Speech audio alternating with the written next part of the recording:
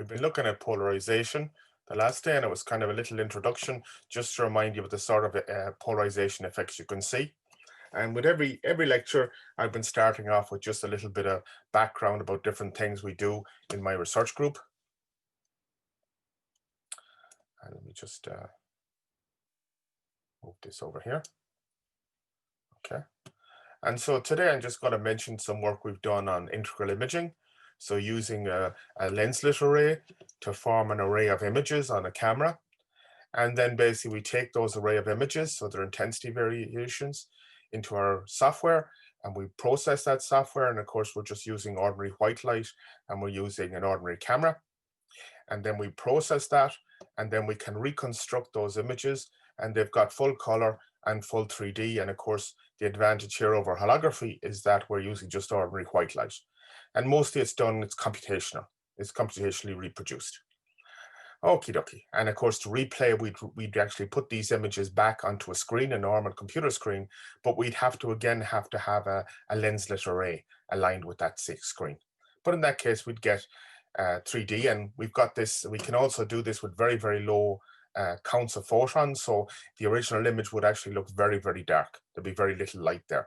But we can see here that we've got this capability to see the three colors, and also to see one object in focus and one object out of focus.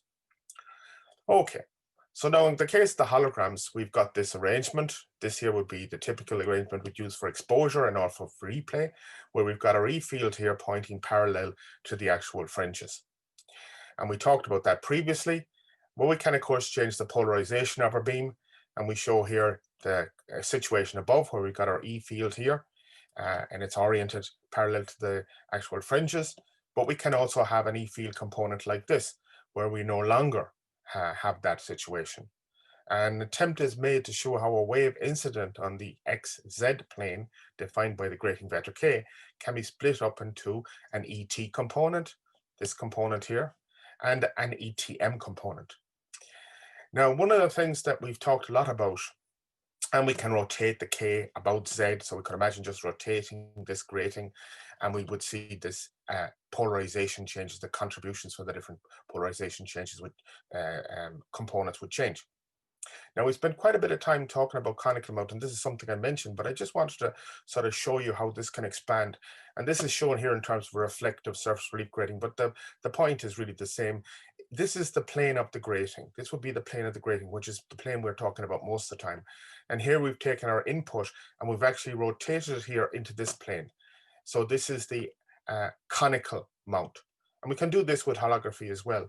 And if we're in the plane of the grating, so we talked about this idea of illuminating a transmission grating and looking at a series of spots on the wall, then we basically, in this arrangement here with these black arrows here, we'd have a set of dots, and these dots would be on this circumference on the evil sphere. And in terms of this, these being the grating components here, we're off brag for these two.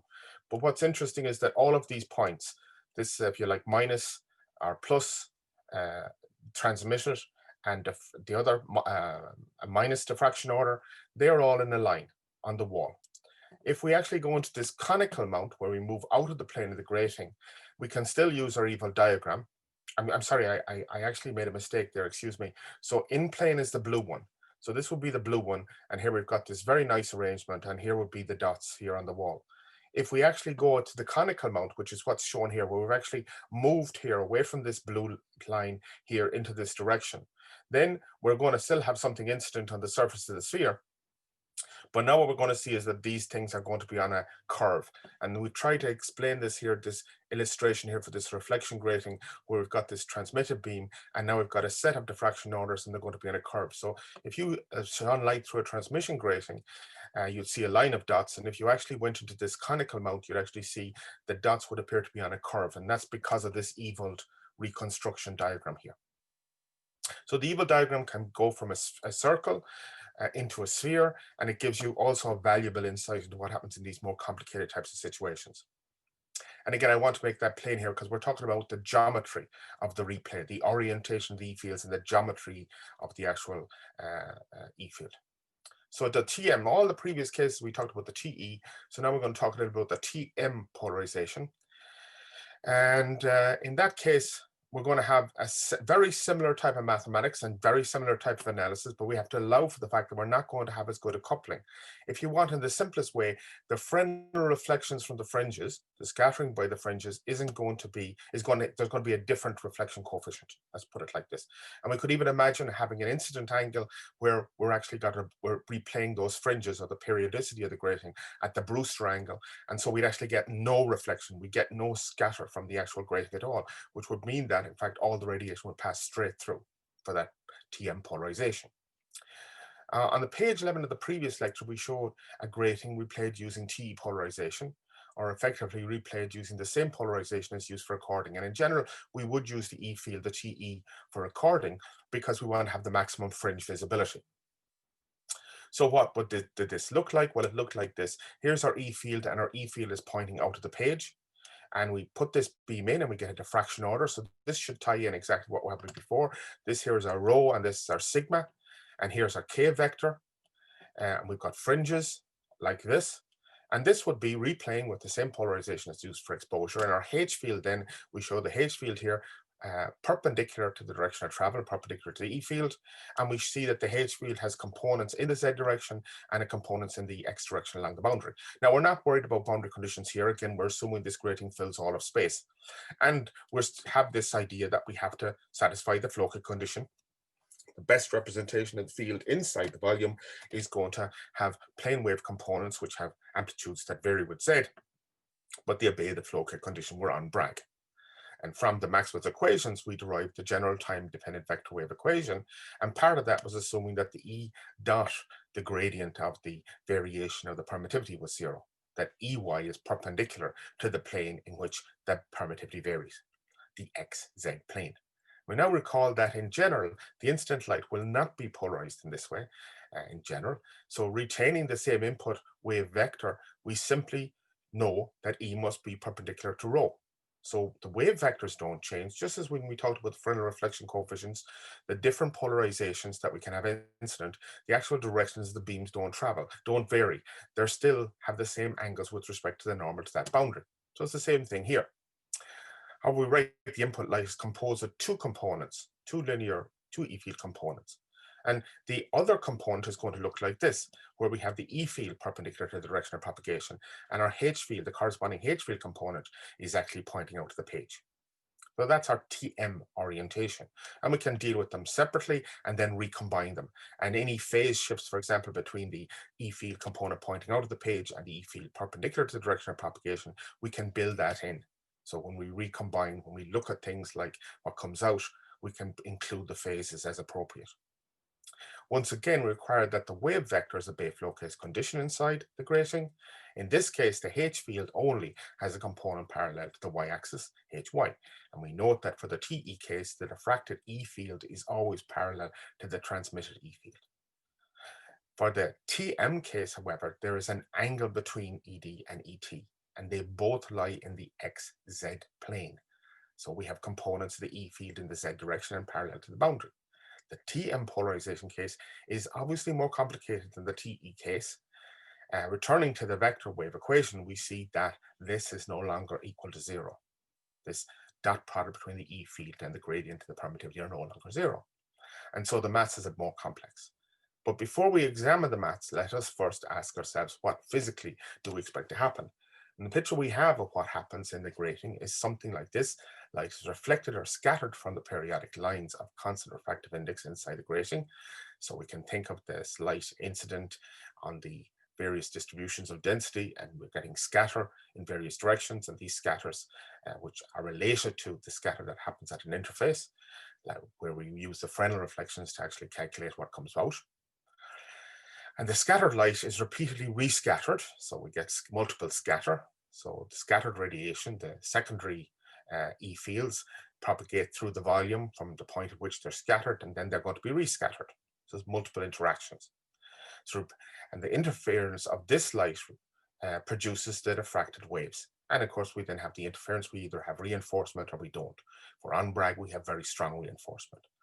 Applying the law of Fresnel reflection or refraction, and thinking of things in that way, it's a fairly simplistic way, but we can use this insight it gives.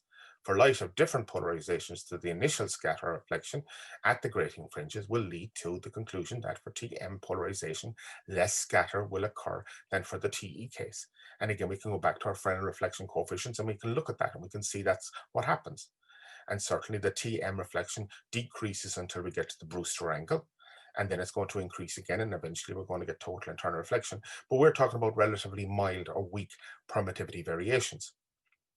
In the extreme case, the Brewster angle incidence, although there will be reflections for the TE, there will be none for the TM light. In that particular case, if you like, the scattering is zero. We get no reflection of the TM light due to the fringes, no scattering. What will all of this mean for our volume grating? Well, essentially, we expect the coupling constant for the TM light to be less than for the TE. And one can get gratings 100% diffraction efficiency, both cases of polarization. But for the TM case, a larger thickness or modulation will be necessary. So in other words, we can make a 100% diffraction efficiency transmission grating for TE, and we can make a 100% diffraction efficiency for the TM case. But in order to achieve 100% diffraction efficiency for the TM case, we will need more modulation or more thickness than we do for the TE case, because we've got this underperformance, if you like, effectively an undercoupling between the TM polarization and the scatterers in the actual volume. Another point is that the change in coupling constant between the two cases will only depend on the angle of incidence and the slant angle of the grating, as these parameters will define the Fresnel reflection coefficients at the fringes. It should also be noted that if TM light is incident upon the fringe at the Brewster angle, even if it is replaying the volume grating on Bragg, there will be no power in the diffracted direction. So now let us go to the mathematics. Shall follow the analysis of Conical again, and in the appendix at the end of his paper he talks about this. First, as previously stated, our wave equation for the TM case is going to be given by this, and we cannot assume this is zero. Now we have an E field, a total E field, which has two components. We have an X component and a Z component. And the usual expression for the relative permittivity is given by this. So again, we have a K dot R. K is our grating vector, and we're assuming it has an X and a Z component. Of course, it doesn't have to, but we'll assume this. And we've got a magnitude, which is 2 pi divided by the period. And K dot R is going to have components in the Z direction and the X direction. And we substitute all of these things into the wave equation. And in this case, however, we have a slightly different expansion for the E field inside the grating. How is it different? Well, in the TE case, as you may recall, we use this form. We have this ampere, we have these two plane waves, and then we have this perturbation on the plane waves. And we have a Y, only a Y component, yeah? R and S being the complex electrical and field amplitudes, both of which lay parallel to one another in the Y direction. Now, as we showed for the TM case, the E field of the transmitted and diffracted waves do not lie along the same direction. Since there are still two waves in the grating traveling at rho and sigma, we would still have to write down or use our flow condition, the E field, in the following form. So inside the grating, we now have this type of arrangement, and just to help us here, we've got the E and the H, and we've got the E and the H. And the H is in this direction, and the E field now is in this direction. Now, again, we're kind of mixing things up a bit here because, as I said, this is phase space, and so these axes have units of 1/meters. But again, I just think this is a useful way to illustrate what's going on, just to give us a bit of a feeling. From this diagram, we can see that the angle between the ET and the ED is equal to the angle between rho and sigma. Okay? These are equal because these are the angles here, and these are the angles up here. So it's trigonometry. We're turning now to the question of the E field expansion. It seems logical to write the E field in the grating as the sum of two waves with different vector directions. So we have a transmitted, which is R of Z air, and the diffracted, which is S of Z. So we have a vector associated with R and a vector associated with Z because of this observation about the alignment of the E fields. So R, this vector R now, previously this was just a scalar, R dot, like a complex value, but a scalar, R dot rho is going to be R dot rho, which is 0, and S dot sigma is equal to sigma, S dot sigma, which is 0. So they're perpendicular. R dot R and S dot S are 1. So these are unit vectors. Substituting the vector expansion for the E field into the wave equation and ignoring higher order terms as usual. Yeah, we forget about our sigma, the extra higher order terms as we did previously, and setting the coefficients of the experimental terms exponential terms, excuse me, equal to 0 separately, and 3 neglecting the second order derivatives as we've done before, so slow coupling and no rigorous boundary conditions, we get the following pair of coupled wave equations for the lossless case. Okay, again, we're ignoring our conductivity, our modulation of the permittivity, of the conductivity, excuse me. So we get the following equation, okay? And we get this equation. Now again, there's a little bit of algebra here, but I don't think it should stress you too much, okay? And we've got this R here, we've got a rho here, and we've got an S here. And the same type of arrangement here for the first order derivative S. We now take the dot product of R with the first equation and the dot product of S with the second, and we use our previous vector relationships. And then what happens? Well, when we do that, we get this and we get this. So we have two equations. And these two equations are very, very similar to what we saw before. Using the usual notation, so I'm defining our obliquity factors. Yeah, so this is our dephasing parameter, pretty much the same as we had before. These are obliquity factors, again, similar to what we had before. We end up with the following coupled equations. And the difference between what we had before is this R dot S. That's the only difference. And we see that's multiplied by our coupling constants. And we expect for the TM case that we're going to get a reduction in the coupling constant. And this reduction is this reduction in this angle. Yeah, this dot product, which tells us something about the orientation of the E field component with respect to the actual one another. So what we're going to do is we're going to have a reduction in the coupling constant between the S and the R, because the E fields in the S and the R have an angle with respect to one another. And so we get a commensurate reduction in the actual coupling. And here's the reduction. It's the cosine theta R theta S, which is the total angle between the two E fields. The above equations are almost exactly the same as those for the TE case. In fact, they are simply a generalization of that case. If R is parallel to S, as we would have normally with the TE case, then this would be equal to this, okay? And we're back to the TE regime. So for the TM case, we simply have a new effective coupling constant where we can write that this, the coupling constant for the TM polarization, is the coupling constant for the TE multiplied by this term. And again, this coupling constant is pi times the modulation divided by the wavelength. And theta 0 is our replay angle, and phi is our slant angle. And of course, again, we recall that for unslanted transmission grating, that's going to be equal to 90 degrees. So for the Brewster case, what's going to happen? Well, for the Brewster case, this, which is equal to this, has got to be equal to 90 degrees. If it's equal to 90 degrees, then we're going to have a situation where the cosine is going to be equal to 0. And therefore, we'll have no TM coupling whatsoever. So if we put a TM beam incident on such a grating, we're going to end up with everything passing through the coupling constant will be effectively 0. To use this result, we simply substitute this for this in our previous equations. So all the equations we previously derived, all we have to do is we've got a substitution at kappa at the TM.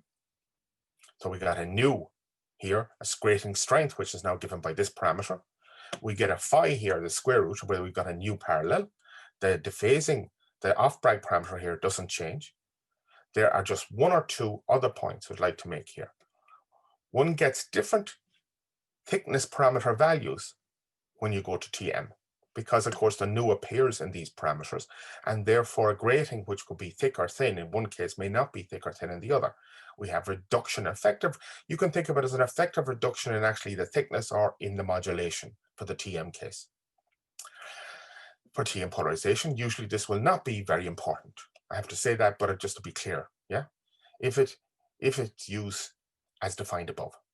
The Fresnel coefficients due to index mismatch at the boundaries must also be carefully taken into account for the TE and the TM cases. You're going to get different amounts reflected. The two beams used during recording may have different polarizations. When the polarization of the two beams is the same, the interference pattern and therefore the recorded modulation will be a maximum. So in other words, you can have two beams recording and you can change the orientation of the E fields of one with respect to the other, and you will lose visibility of the fringe. And so you're going to be using up some of the dynamic range of the material, if you'd like, just being exposed by the two beams, which are effectively, yeah, the DC term. You're going to get a large DC term, so you're just going to be wasting material. You're not going to be turning it into modulation. You'll just be changing the average index. It's also true because of the different coupling rates, a linearly polarized input beam will produce, in general, an elliptically polarized output beam. So we talked about these electro-optic cases. And now we've got this business where we put in the two linear polarized, they may have the same intensity. And what we're going to get out at the other side is the intensity is changed with respect to one another. And we may also have a phase shift between them. Yeah.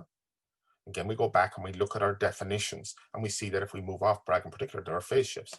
So we put in something and we're going to get out something which has got a different, in general, a different polarization characteristic. Yeah. This, for the reflection case, both beams would be elliptical. Anisotropy is due to the nature of the grating. Thus, the E fields of the TE and TM cases see different average indices. It should be noted that the grating recording material, for example, DCG, may be anisotropic. So it may actually start out with the material itself having some structure. So the recording material may have some structure, may have some internal structure. Now, the polymers don't, but some of them do. You've got to be careful. And depending on the processing used, this may be large. So luckily with the polymers, we avoid a lot of these issues. Finally, we would just point out that when higher orders are present in the grating, the situation becomes much more complicated. Remember the fraction orders, they come out at different angles.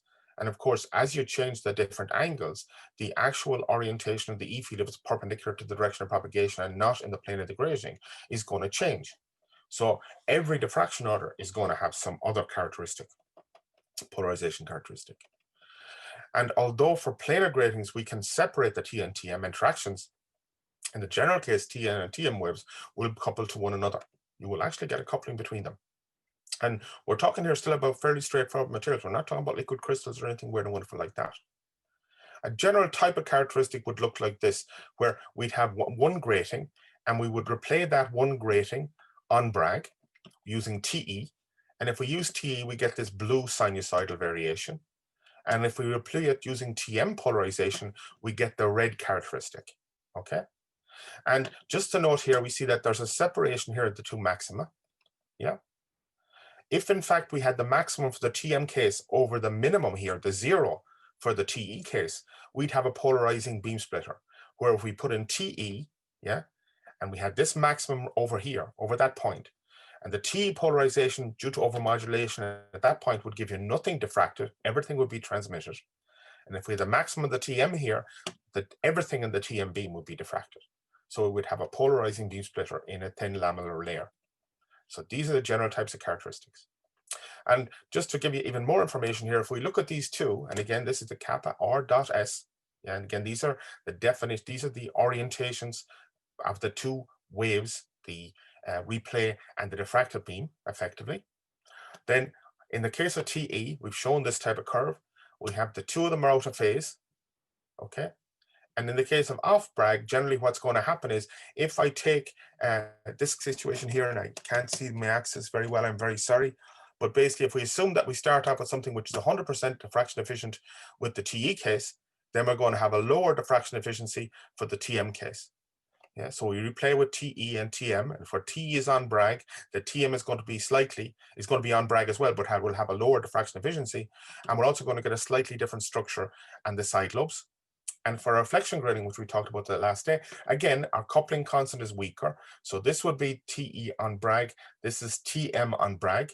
And once again, we're going to get this off Bragg characteristic that we're going to have a higher for the same grating. So example, pick a value here somewhere where we've got a very high diffraction efficiency TM. We're going to have a lower diffraction efficiency for the TM, higher diffraction efficiency for the TE. And then we're going to have some slight variation again in the actual side lobe structure. Okay. So we can go and look at this. So what have we tried to do?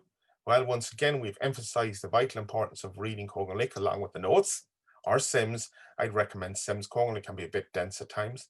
We review the recording and replay of volume gratings and their any evil diagrams. We discussed the boundary conditions and the obliquity factors for reflection gratings. We discussed and presented the formulae for the transmitted and reflected orders from reflection grating on and off Bragg.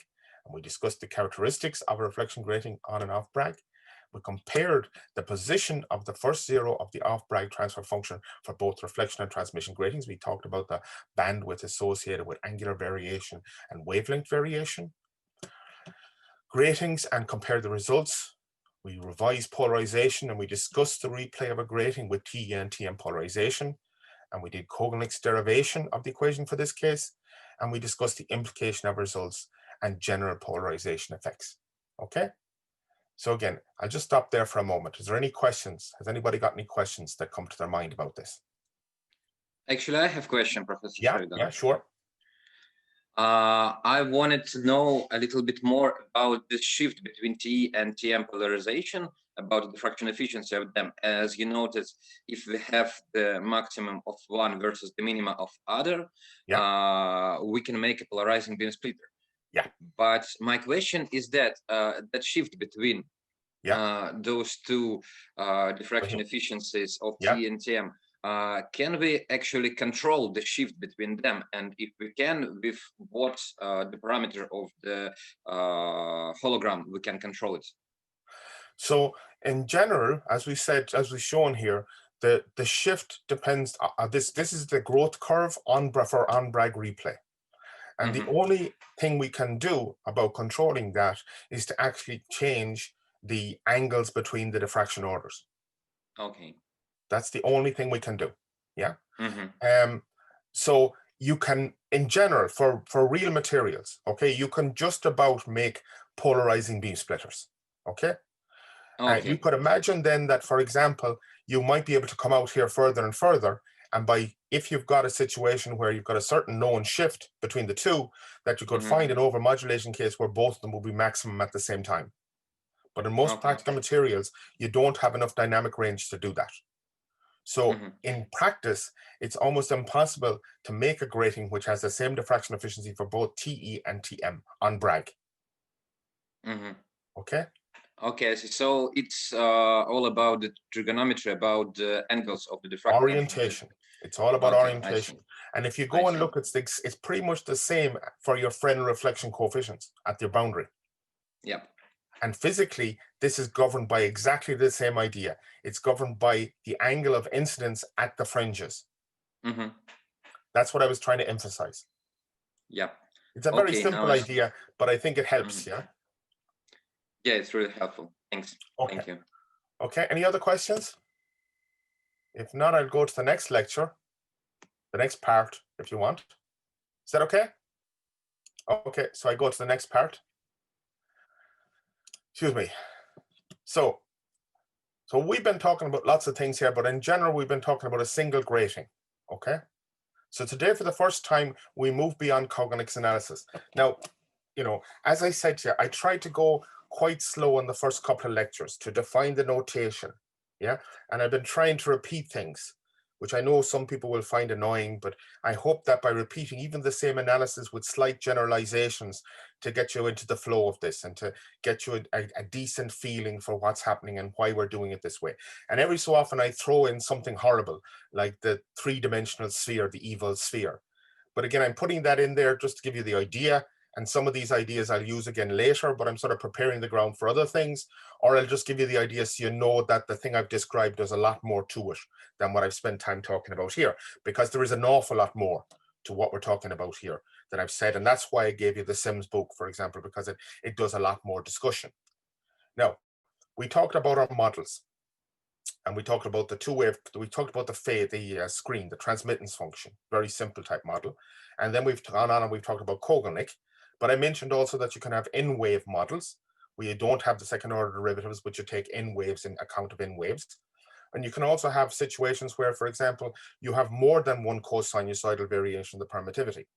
So we need to have a little bit of a look about situations where, for example, we have more than two waves and we have more than one grating. And we talk about practical situations where this can occur. So there are situations where we want that to happen, and there are situations where it's going to happen because of what we do when we record gratings. So we're going to move beyond Kogelnick, and therefore we come to rely more on Gaylord's paper and Sims' book.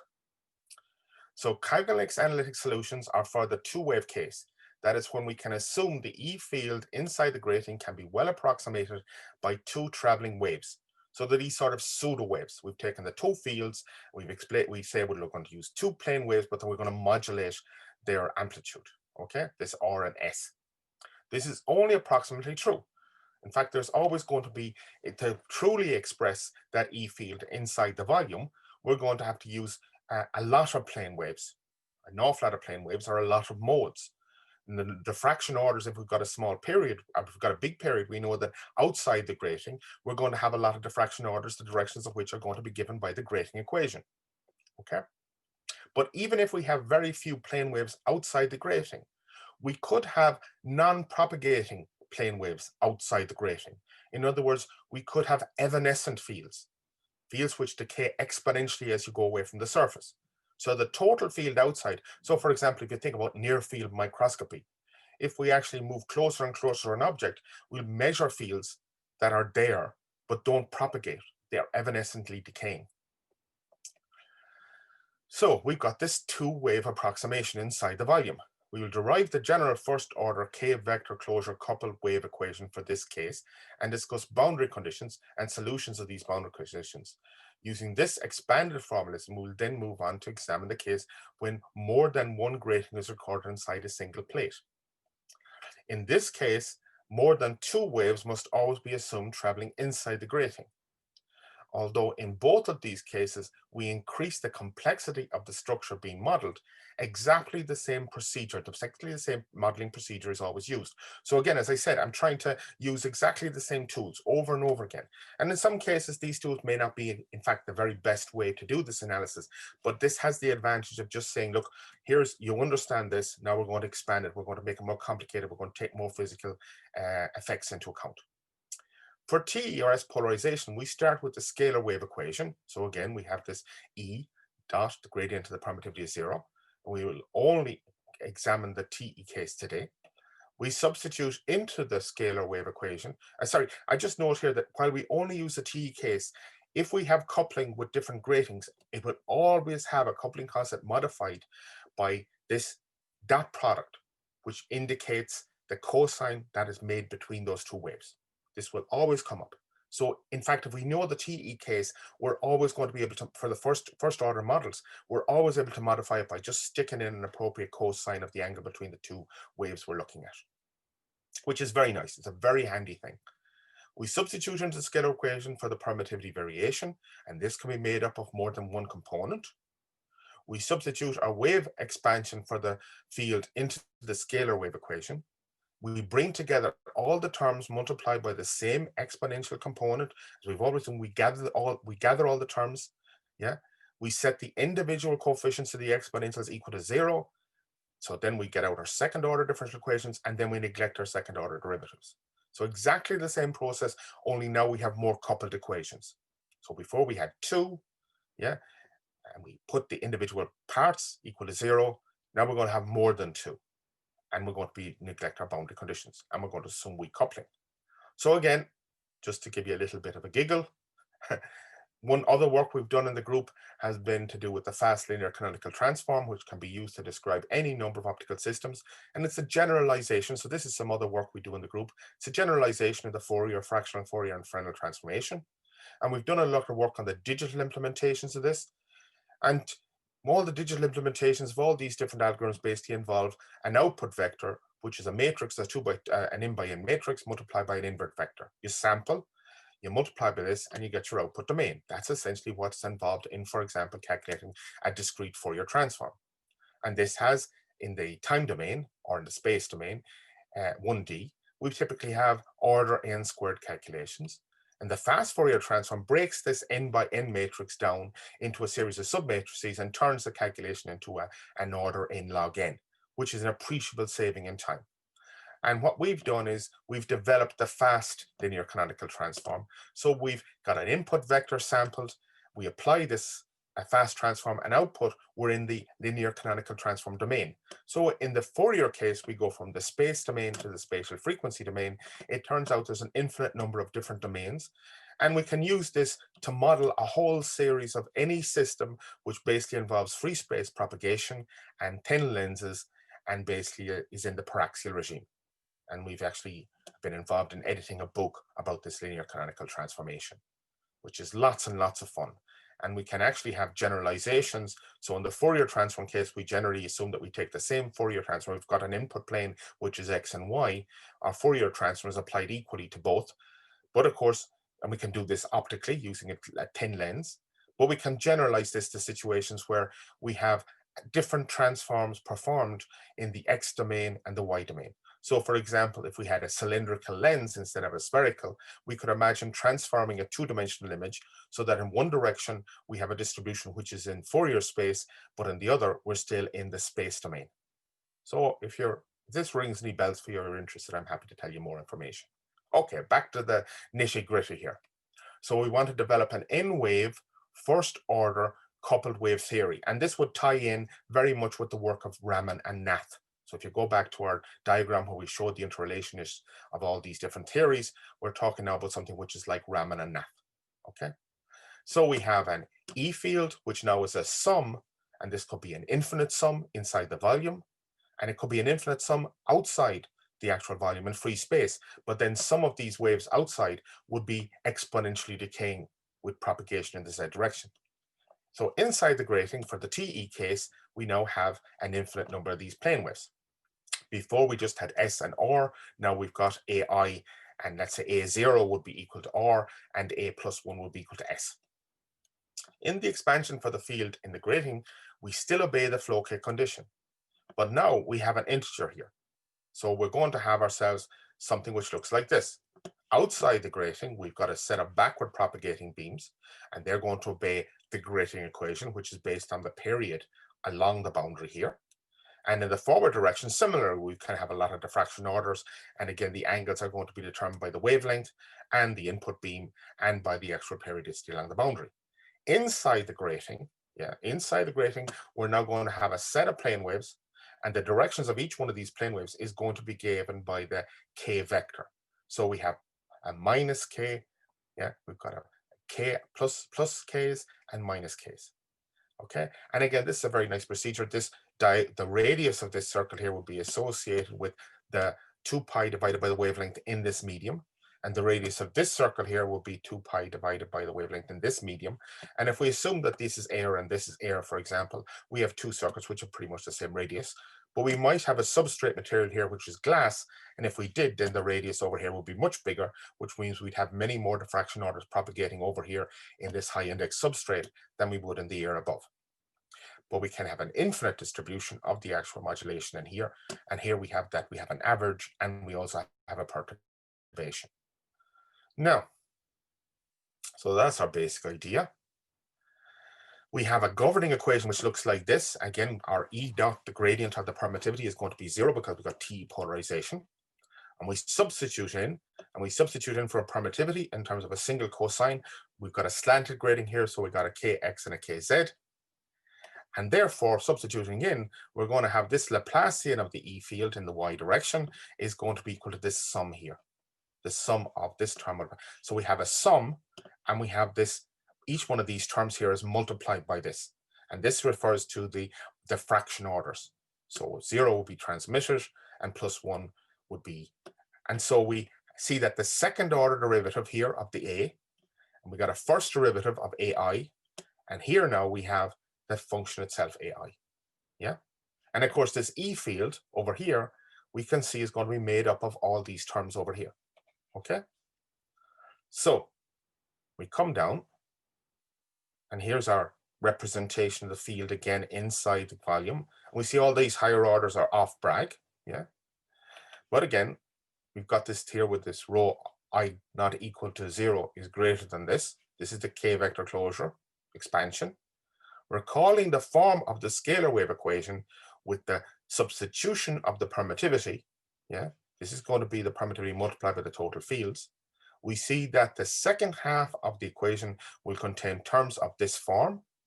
Yeah, so we're going to have everywhere, we're going to be multiplying this term by the term here, the rho I, and multiplying this by the rho I. So we can see how we're going to have terms which are effectively coupling up and coupling down, where this is equal to this. So adding a k to this gives this, subtracting a k gives this. So you see this incrementation of the index here, and making these substitutions and replacing coefficients of the exponents independent, yeah, with one another. So in other words, we're going to group all of our equations together, multiply by these terms and only these terms, and then we're going to put each one of those independently equal to 0, yeah, then we come up with this expression here. So the a-ith, second order derivative of the a-ith term, first order derivative of the a-ith term, this term here, which is going to be related to the off-Bragg, we can see the a-ith term, and the a-ith term is coupled to the ai plus 1 and the ai minus 1, okay? So every one of these waves, yeah, every one of these waves is coupled to the one above it and the one below it, okay? Now, in this case, this is far off Bragg, so we're probably not going to get very much like coupled to that beam here. But this one here is on Bragg, so we will get coupling to this one down here. And every one of these beams is coupled to the one above and the one below because we just have a kind of cosinusoidal grating.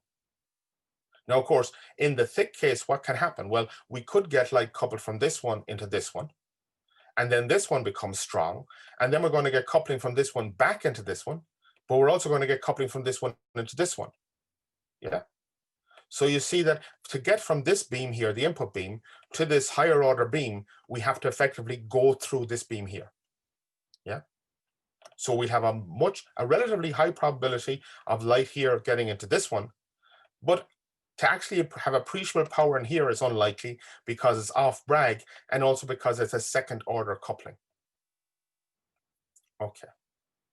So here's our coupled equations, and we're going to have a whole range of these. Depending on how many waves we retain, if we retain 3 waves, we'll have 3 of these equations.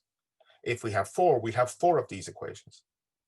And of course, whatever number of waves we have here, let's say in the derivatives, yeah, these waves here, eventually we're going to have a coupled to a wave for which we're not going to retain an equation. So the most extreme waves are only going to be coupled in one direction. So just as for the on-Bragg case, we took this coupled to this, and we had this coupled to this, and we neglected this term, and we neglected this term in Conical, yeah? If we actually retain this beam here, yeah, that means we will not retain this beam here, which means if we keep 3 beams, we'll have this, this, and this. We'll have no coupling to this one, and we'll have no coupling to this one, so we still will neglect higher order terms, yeah? So, from the general equation, we can see that coupling only takes place between adjacent orders. That is, only the ai plus 1 and a minus 1 couple to ai. And this equation is very similar to those we have previously calculated. It's exactly the same process, only now we've gone from 2, we've gone up to n. As in the other case, we now assume that we can neglect the second order derivatives, no exact boundary conditions, no strong coupling, and then we get a set of first order coupled differential equations of this form here. Here's our obliquity factor, here's our off-Bragg parameter, and this ai is coupled to ai plus 1 and ai minus 1. And of course, we have now got to have this ci, which is going to be rho I z divided by beta. And this can, as we saw, the R beam is pretty straightforward, but for the S beam, this rho I z, we had to calculate it using the flow K condition. And our dephasing parameter, the ith dephasing parameter, is given by this, where now we have this rho I in here. And if we go back to 2 beams, all of this collapses back down into our previous notation. I specifically used A here instead of using RRS, and I specifically used rho I here instead of the rho and the sigma that we had previously, just to make clear this boundary between these 2 methods. Let's make a few points about this set of coupled equations. First, this is an infinite set of equations. I goes from minus infinity to plus infinity. If we are going to work with them at all, we will have to choose a maximum and minimum value for I. So it goes from plus 1 to minus 1, or from plus 10 to minus 10, or of course it can go from plus 3 to minus 10. Okay, it depends on the situation, but we're going to have to choose, and depending on what we choose, we're going to get different rates of convergence. So the bigger the number of waves we retain, the slower the calculation is going to be. But we're also going to have some physical insight. We're not going to want to ignore a beam which contains appreciable power. And this is all about choosing a suitable E-field expansion. Generally, people just have some sort of a symmetry in their system, and they're going to be able to choose plus and minus 2 or plus and minus 3. Okay, but that's not always the case. This truncation reduces the rigor of the analysis. It's an approximation. If we have infinite waves, we have everything working right, but computers aren't good with infinite things. So when can it be done, or what values of I must be chosen to achieve good results? To answer this, we can return to our graphical tool of analysis, the evil diagram. We see that two very distinct types of diffraction vector waves, there's two different, those which can be connected to the evil circle by a line parallel to FZ, and those which cannot be. Yeah, so for example, if we come back up here, and we mentioned this previously, we have beams here. We showed that we can drop a line here and it's on this eviled, and we can drop a line here and it's in the eviled. But if we go one more up or one more down, these do not have points on the actual evil circle. Yeah, which means that not only are they far off Bragg, but they're evanescent within the volume. I suppose that's the easiest way to put it. Generally, any such beam, we would expect it to have very, very little power. So we see that we go the -2 here and the +1 here. So in this case, it would probably be worth our while retaining +1 to -2. But again, it's always a good exercise to go away and see what happens, and be very careful about getting exponentials which have got positive real values, because they will exponentially increase. And this particular problem becomes much worse when you go to reflection geometry, because you have waves which are propagating in the forward direction and in the backward direction. And so you can very easily end up with numerical situations where you've got to be very careful how you actually do the numerics, how you actually solve these equations. Okay, so we come back down. This truncation reduces the rigor. Okay, graphical analysis. We see two very distinct types, as we just pointed out. Unfortunately, yeah, and I use this phrase of get out of the grating, but of course this will also depend on our actual boundary conditions. But it's relatively easy to imagine the possibilities of having propagating fields. These might be propagating outside the actual grating, and therefore they would be contributing something which we might be able to measure. And if we can't measure it, we may still have to include it in our model in order to get things accurately done. But in general, in most cases, for 10 weak perturbation gratings, we won't have to worry about it. Unfortunately, in our model, we do not retain the second derivatives, and so do not apply our full boundary conditions. Thus, the results of our calculations are the amplitudes of the waves inside the grating, and there are an infinite number of these. Obviously, we will only want the amplitudes of the waves which obey the grating equation and propagate outside the grating, so they're not evanescent. So we can always limit our calculation to include only these orders. There will be an error involved in doing so. So this is our numerical truncation error. Kogelnik had this as well. We assumed there were only two waves, but it turns out, and that is an approximation. So Kogelnik's method is not rigorous. It just happens to be very, very useful and provides very good insights into what are happening. Let us assume we can compare the results calculated using this n-wave first order theory to those from an n-wave second order rigorous theory. We find two main differences. So we're jumping ahead here, but we just want to give you some insight. We can calculate diffraction efficiencies for beams in the first, which do not propagate in the second, because of total internal reflection inside the volume. I mentioned above that we may have different diffraction orders actually propagating. If we go back up for a second, we may have different numbers of diffraction orders propagating in medium 3. Suppose this is glass and this is air. Then this circle size changes. And so in fact, we may have a diffraction order in the glass corresponding to this diffraction order over here. And we may have one corresponding to this one. So we can have different numbers of diffraction orders depending on the average index of the medium outside the grating. And therefore we can have beams coupling from inside the grating on one side into far field beams which propagate in the far field, while we do not get that coming out here. And that's because we have total internal reflection of the equivalent plane wave inside the volume at this surface. And if we have an infinite number of beams here, then we will also have beams at the interface here with the glass, which will not be propagating in the isotropic medium in the glass. They will be evanescent waves. So our total field outside will include propagating and non-propagating in the rigorous case. But in this case, we don't have to worry about that. However, even if, and this is the point here that I want to really emphasize, even if the grating is exactly matched to the surroundings, So we have isotropic materials on either side of the grating with exactly the same average index as there is inside the grating. We're still going to get higher order terms inside the grating, which will not be propagating outside. Our description of the E field inside the grating, because of this coupling, because of the periodicity, will include terms which are non-propagating plane waves outside that volume. They will be attenuated. Finite number will get out. Unfortunately, in our model, we do not retain the second derivatives. Thus, the results of our calculations are the amplitudes of the waves inside the grating, and there are an infinite number of these. Obviously, we will only want the amplitudes of the waves which obey the grating equation and propagate outside the grating.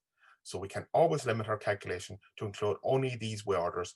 And if we only have a weak volume hologram, it turns out to be pretty much works pretty well. Okay, so we go down again. We assume the N waves are first order theory. We can calculate the diffraction efficiencies for beams in the first, which do not propagate in the second. And comparing the efficiency, there will be a difference between the results for the propagating beams, which will depend on the number of waves retained in both calculations. So we're going to get differences between Conical and the N-wave model, and we're going to get differences between the N-wave first order model and the N-wave second order model. Quickly summarize these points. The N-wave analysis will be more accurate and is more general than the two-wave Conical, even with a thickness value which defines the grating as fairly thick. If there is a small angle between the transmitted and diffracted waves, 0 and +1, the -1 order will not be far off Bragg. So if we have a grating vector like this, we put a beam in normally, we see that both of these are off Bragg, but they're not very far off Bragg. And if we change this angle here, we can actually bring this one on Bragg, but this one will still not be very far off Bragg. So this will be normal incidence. This will be a slight angle. And so we could see that in this case here, we can get perfect coupling here, but this will always retain some power. So in fact, typically in this situation, we put all the model together, we're not going to find a situation where we get everything going in here. There'll always be some power in here. And in this case, because they're not very far off Bragg, we can get appreciable diffraction efficiency in these two. And because we're normally incident, we have an unslanted grating, everything is symmetric, so we'll get exactly the same power in this one as this one. So we're off Bragg, but maybe not very far off Bragg because we have a small grating vector. And a small grating vector means a bigger period. It means a bigger period. So the smaller the angle between the two exposing beams when we're making the grating, the bigger the period. And again, that comes back from our description of the plane waves and the interference pattern between the plane waves. And often people want to look at maybe bigger periods so that, for example, they can look at dynamic effects, formation effects inside gratings, or because they want to have very big periods. People have also recorded very big period gratings in order to produce a raised surface embossing. So in other words, shrinking or swelling will produce surface profile variations. And those surface profile variations can actually be used as arrays of microlenses. They can actually be used as arrays of microlenses, which could be used for this integral imaging I mentioned at the very top as one of the things we looked at. Also, as shown for the unslanted case, changing the sign of the input angle or moving either side of the normal incident changes the primary diffraction order from +1 to -1. So if we come in at this angle, we now are on Bragg for this beam. But if we come on in at the equal and opposite angle below, then this one is going to be the on Bragg beam. Okay, so we can move these things on Bragg and off Bragg. And in fact, we could even have a situation where we change this angle so that we have a beam down here, which is 2K away, which is on Bragg. We could imagine maybe taking this and putting it back up here, and then we'd have a K vector and another K vector, and we'd be on Bragg for a higher order beam, probably +2. And in that case, we can get high coupling into the +2 because we have a K and a K. It won't be as efficient, but we can get a lot of energy transferred into the sigma +2. So it's complicated, ladies and gentlemen. Two-wave theory cannot cope with this. That is, two separate symmetric solutions.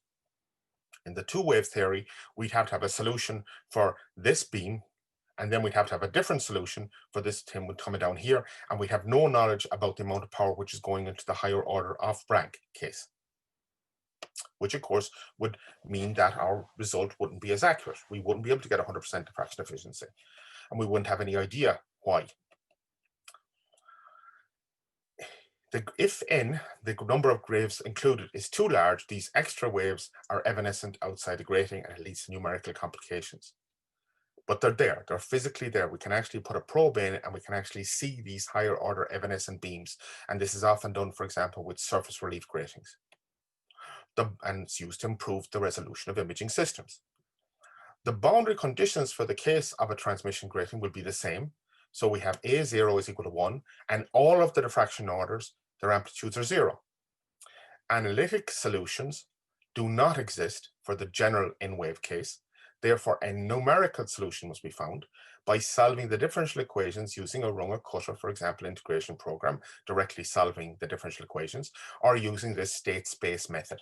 So using the idea of an n by n matrix and writing it all down in those form. We'll talk a little bit about that later. For the reflection geometry, the boundary conditions will be A of 0 at A is 0 at Z is equal to 0 is 1, and then A I of D when I is not equal to 0 equal to 0. So all the far beams will be equal to 0. Yeah, so that would be our reflection case for the boundary conditions. In the more general case, there may be some significant diffraction orders which travel both in the forward direction and in the backward direction. So we have a situation here where you can see here's our grating, yeah, slanted grating, and we see that this beam here is off Bragg and forward. This is the transmitted beam. This beam here is also off Bragg, but is also going to travel in the forward direction. But then we have a series of higher orders here, which are going to be propagating in the backward direction. So in this case, these beams here are going to have the boundary conditions associated with reflection gratings, and these are going to have the boundary conditions associated with transmission gratings. And here I just illustrate this sigma plus 1 is over here. Okay.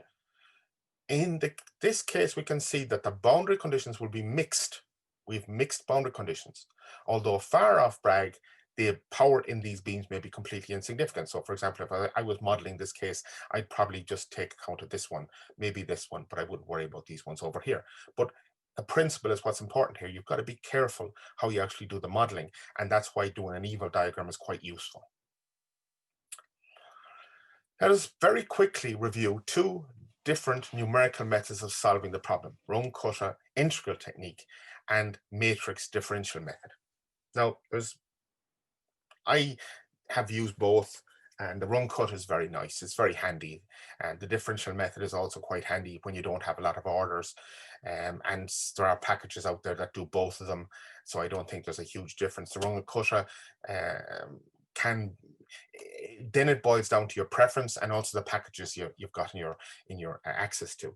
It can be said, for example, that Runge-Kutta integral methods tend to be a little bit more stable, and this is particularly true for noisy data, because if you're doing differential methods and you've got some sort of a noise in the system. But we're talking here about the theoretical situation, so let's just have a quick look. Professor Sheridan, excuse me. Yes, sir. Excuse me, there is a question from Vasily Lesnichi. Sure. Yeah. Vasily, can you? Yeah, thank you very much. Actually, I have a set of questions before we go to more like technical things here with numerical methods. Okay, sure. So my first question is very practical. Are there in reality evanescent waves in real gratings? Yes. Okay, then I have a question that we've seen now when considering this n-wave theory that the ith term is coupled to I+1 and I-1. Only for the case when you've got a co-sinusoidal grating. Indeed. Okay, but the thing is that, did I understand in general right that this n-wave theory should kind of include Kogelnik's case? Yes. Okay, so this is like an overseer theory for the Kogelnik. Then the question is, where does this symmetry go away, at which point for Kogelnik's theory? Because we have here coupling to term which is like to two terms every time, right? But in Kogelnik's theory, we have coupling only to one another term always. So where does this symmetry go away? How does this happen? So if I come back up here for a second, I have a diagram, okay? So just illustrate, so I'm going to illustrate two things. In this case here, both of these beams, so we have an unslanted transmission grating, both of these beams are off Bragg and they're both equally off Bragg. Okay. Yeah. Yeah. In this case, you're going to get an equal amount of light in both of these beams. Okay. And Kogelnik cannot tell you anything about this case. Because in Kogelnik, I would only have the possibility to have one of these beams. I can pick one of them, but I can only have one of them. If I come over to this situation here, the choice for Kogelnik is obvious because now I'm on Bragg. And so for Kogelnik, I would retain this wave. Okay? But if this K vector is very small, then this wave here is still only a little bit off Bragg. But Kogelnik can tell us nothing about this beam. So, yeah? So the thing is that even if the angle is small, and even if the second point is far from the edge of the Ewald sphere, Kogelnik doesn't work there, but N-wave theory does. Yes. Okay, and this is achieved by which approximation, or by what is the core here? Yeah, why one theory can do this and another one not? Okay, the Kogelnik model is based on an expansion of the E field inside the volume, which has got two components. And in our notation, we talked about R and S. Yeah. Yeah. So now what I'm saying is that the very reason is the amount of waves that the amount of waves I use to approximate the total E field inside the volume.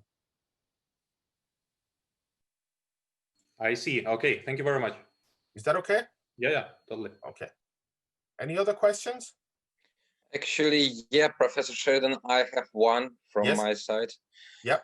So actually, I want to ask about the Ewald's diagrams. I'm not sure if you mentioned it in your previous lectures. Yes. But if I'm not mistaken, the Ewald's diagrams are just the graphical representations of the pulse conservation law. Of which conservation law? Pulse, impulse. So I'm not familiar with that term. I'm sorry. So for me, they're representation in K vector space, in phase space. Yeah. Okay. Yeah. So that circle has a radius which is equal to beta, and beta is 2 pi over the wavelength in the medium. Yeah. So the axes on the axes in the phase space here, you've got spatial frequency. Yeah. Yeah. Yeah. And so if I'm not mistaken, that the circle on the Ewald's diagram says us about the pulse, about the impulse of the light that we have. About the wave. When I think of a pulse, sorry. Yeah, so actually about the momentum. Yeah. So this axis has nothing about time pulse, yeah, and it has nothing about impulse response. It's basically the vectors on this represent the vectors associated with plane waves. I mean that, for example, in the physical world, yep, if we have the wave vector, yep, the wave vector of the incidence light, for example, we cannot change its length of this vector if we have three-dimensional space. Oh, okay. So I addressed this in an early lecture, but when we move off Bragg, so first of all, on these Ewald diagrams, we are representing the waves which we use to approximate the E field inside the volume. Okay. Mm-hmm. So when we talk about an off-Bragg wave, it turns out that one way we can describe the field inside is using a wave which has got a value of beta, which corresponds to the average index in the volume, and another wave which corresponds to a wave with a different wavelength, a different effective wavelength. So we're not saying that these waves actually physically change their wavelength. We're merely saying that our representation of the E field is better inside the volume if we allow mathematically us to have this vector, this wavelength change. Okay? Once we come outside the grating, we're then in an isotropic medium, and in an isotropic medium, all of the vectors have to have the same magnitude. Okay. Yeah? And this is the trick. And I mentioned to the people before that there's another way we can express the E field in which we force all of the plane waves to have the same beta value. So we have force all of the vectors, all the diffraction orders, whether they're on Bragg or off Bragg, to have a beta value on that sphere. Yeah. But then we have to rewrite our equations. It's a different approximation. It's called the beta value method. And what we're using here is the K vector closure method, and that uses the flow K expansion. Yep. So for on Bragg, we close the triangle, and for off Bragg, we allow the wavelength of the plane wave, which we are using as part of a series to describe the total field inside the volume. We allow it to have different wavelengths, but that has no physical reality. It's simply a description of the field. Okay. May I just clarify one thing about the beta values method? Am I right that in beta values approximation, we are changing the K vector length or orientation? So the K vector is always constant, both for the K vector closure and for the beta value. The capital K, the grating vector, never changes. Only the description of the waves which we use to describe the field change. And in the beta value method, we actually introduce a dephasing term. Okay. So if you'd like, in this description, what we do is we retain a particular spatial frequency. Okay. So we have the K vector closure. So every one of the plane waves has a different vector length. In the beta value method, we actually introduce a phase, which is a detuning phase for every beam. So we change the phase of every beam. Okay, I see. And the last question from me again about this topic. Have you actually seen some theories where we have the change of the K vector length or orientation in this mathematical approximation? So again, typically one assumes that the grating vector is a constant. Okay. Now, of course, there are dynamical gratings. Yeah. So spatial light modulators, for example. But even in those cases, you usually assume a fundamental grating vector component. Okay. And then you might add these fundamental vector components together to give you different vector components. I'm not quite sure. So you can also have, I mean, in liquid crystal type materials, yeah, you have a dynamic process. You can have a dynamic process of the formation of the grating. But again, you usually have some unit voxel, usually defined by the electrodes applying the fields that you can use to express any resulting K vector in terms of fundamental grating components. Do you understand what I mean? So yeah, I understand that. I mean, you can have if you have lithium niobate, for example, or even if you've got an acousto-optic modulator, by changing the direction in which a wave travels in an acousto-optic modulator, you will dynamically change the K vector. Okay. Yeah, but actually, why I am talking about that is that in my, in how I explain it to myself, I can say that, for example, the Z component of the grating vector of the K vector is not well defined in, for example, thin materials. Because in which materials? Thin materials. For thin gratings, or for example, for the relief gratings, for the surface gratings, we cannot well define the Z component of the K vector because we do not have a lot of thickness to define it. And in this case, we have some sort of uncertainty of the Z component of the K vector. Well, I mean, if you have a, so the Z direction is finite, okay? And, you can have significant variations in the Z direction, even if you've got a thick volume. You can have non-uniformity in the Z direction, okay? So we'll talk a bit later about chirped gratings. But fundamentally, in terms of the analysis, and this is the issue with the numerics. If you have enough components, if you've got enough waves, yeah. So for example, if you approximate a square, a top hat signal, a rectangular signal with a Fourier series, if you include enough Fourier components, you will have some issues with respect to the Gibbs phenomenon. But if you add enough Fourier components together, you will well approximate that rectangular structure. So in that case, it's actually a convergence issue, okay? So it's not that the k vector in the z direction or the x direction are varying. It's just a number of terms you have to add together in your series in order to provide convergence to what's physically there. If I understand your issue, okay? But I'm not I think sure maybe, that... Vladimir, we should take this offline because, you know, we should. Okay. Yeah. Yeah. We can talk about this Perfect. later, okay? Because it's very specific. Yeah. Yeah. Okay. So if there's no other questions, maybe we'll take a couple of minutes now just for people to have go to the bathroom or whatever. And if other people want to ask, we'll take, let's say, a couple of minutes, yeah? And just people can go and take a drink or relax, or if somebody else has a question, they can ask a question.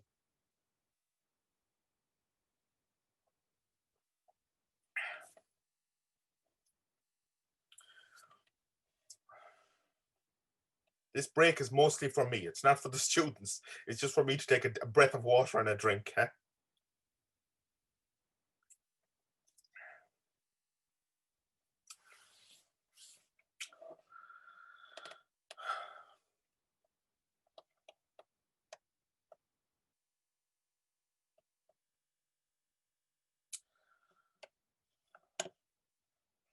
So is everybody there?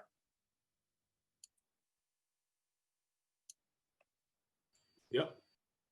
Okay, well then I'll keep going then, yeah?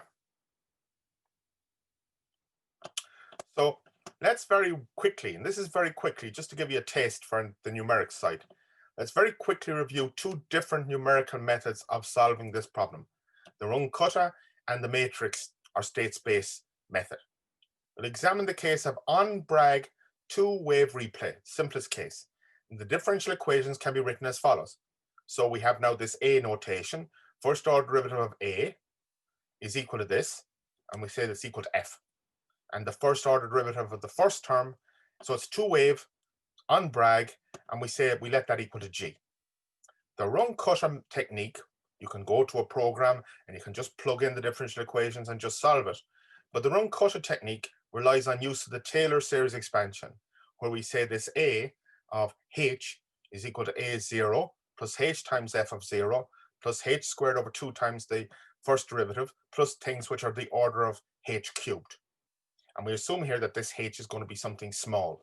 So we're taking a step in the Z direction. We start off at 0 and we take a step H in the Z direction. And this is written in a second order expansion in H. A small distance away from Z is equal to 0, H would be the first step size used. And this can also be written in an iterative form. So now this is A0 superscript I plus 1 and A1 superscript I plus 1. So this is not now the actual order. This is just a step, okay? And so we got the ith one would be HFI, and we'd be talking about maybe we'd have F0 and then we'd have F of H and F of 2H and this second order correction. And for A1Z plus H in terms of A1Z and H. So we have these two equations and we'd have these two formulas as we step through Z. For an unslanted transmission grating, the obliquity factors are equal. Yeah, the angles are the same, and as we move off Bragg, we don't have this complication. We just have this on Bragg, so we just have this C, so we're not moving off Bragg, so we don't have that complication. A0 of 0 is 1 and A1 of 0 is 0. And from these, we can write an iterative format where we start off with this I is equal to 0, A1 I is equal to 0, and from the coupled wave equations, we get that this is equal to this, and we see that this, and therefore this is equal to this, and this is equal to this. So for an unslanted transmission grating, in moving from Z is equal to 0 boundary to the position Z is equal to H, a small distance away, we have the following formulas. And again, we've assumed this here, and we get this is equal to this, and this is equal to this. For the reflection geometry, so we can then go and solve step by step through the actual algorithm. For reflection geometry, and we can see this is the first two terms in a cosine, the first two terms in a sine, and we can build this up further and further as we step through the thing. We'll add on extra terms. For the reflection geometry case, we have phi is equal to 0 or pi, CR is equal to minus CS, and the boundary conditions are A0 at 0 is 1 and A1 at D is 0. And there doesn't seem to be a way to simply follow this process of stepping through from Z, because we have the mixed boundary conditions. We've got to start at the two sides, the two opposite sides. And so there seems to be a problem, because we need to know A1 at 0. Yeah, but we don't know what it is, because that's the thing we want to find. However, the technique still works with slight modification. What do? Well, what we do is we start off with A0 at 0 is equal to 1, and we let A1 at 0 be equal to some number, okay? And then what we do is we step the way across the volume until we get to Z is equal to D, and we find out what that value is, and we know at that side it's going to have to be equal to 0, and what we effectively do is we renormalize, okay? So we get that is equal to this, and we let this equal to this dummy variable. And from the coupled differential method, we use the exact same process as we did for the transmission case. And we get slightly different terms. Yeah. Suppose we now have a boundary at Z is equal to H, which I is equal to 1. If we then apply our boundary conditions, we let this equal to 0 and this equal to 0 for this to be true. This has got to be equal to this. And so this is going to be equal to S will give us an S, which is approximately this value. And again, if we do this iteratively, we'll actually arrive back at our analytic formula. This is the first term of a series expansion of this. And substituting for S into this, we get that this is going to be equal to this term here. So this is just to illustrate the numerics. And it's worth your while just sitting down and going through this step by step, just to convince yourself. And of course, numerically, this is effectively what it's going to be doing. In both cases, we're basically going to be doing some sort of a polymer fit to the actual area solution of the differential equations. In both cases, so it's a projection type method. In both cases, we can get AI plus 1, so the A value at Z is equal to H. And so we can go on to get AI plus 2. We use this as the input for the next stage, etc. Until we reach Z is equal to D, which is some integer times H. The far boundary.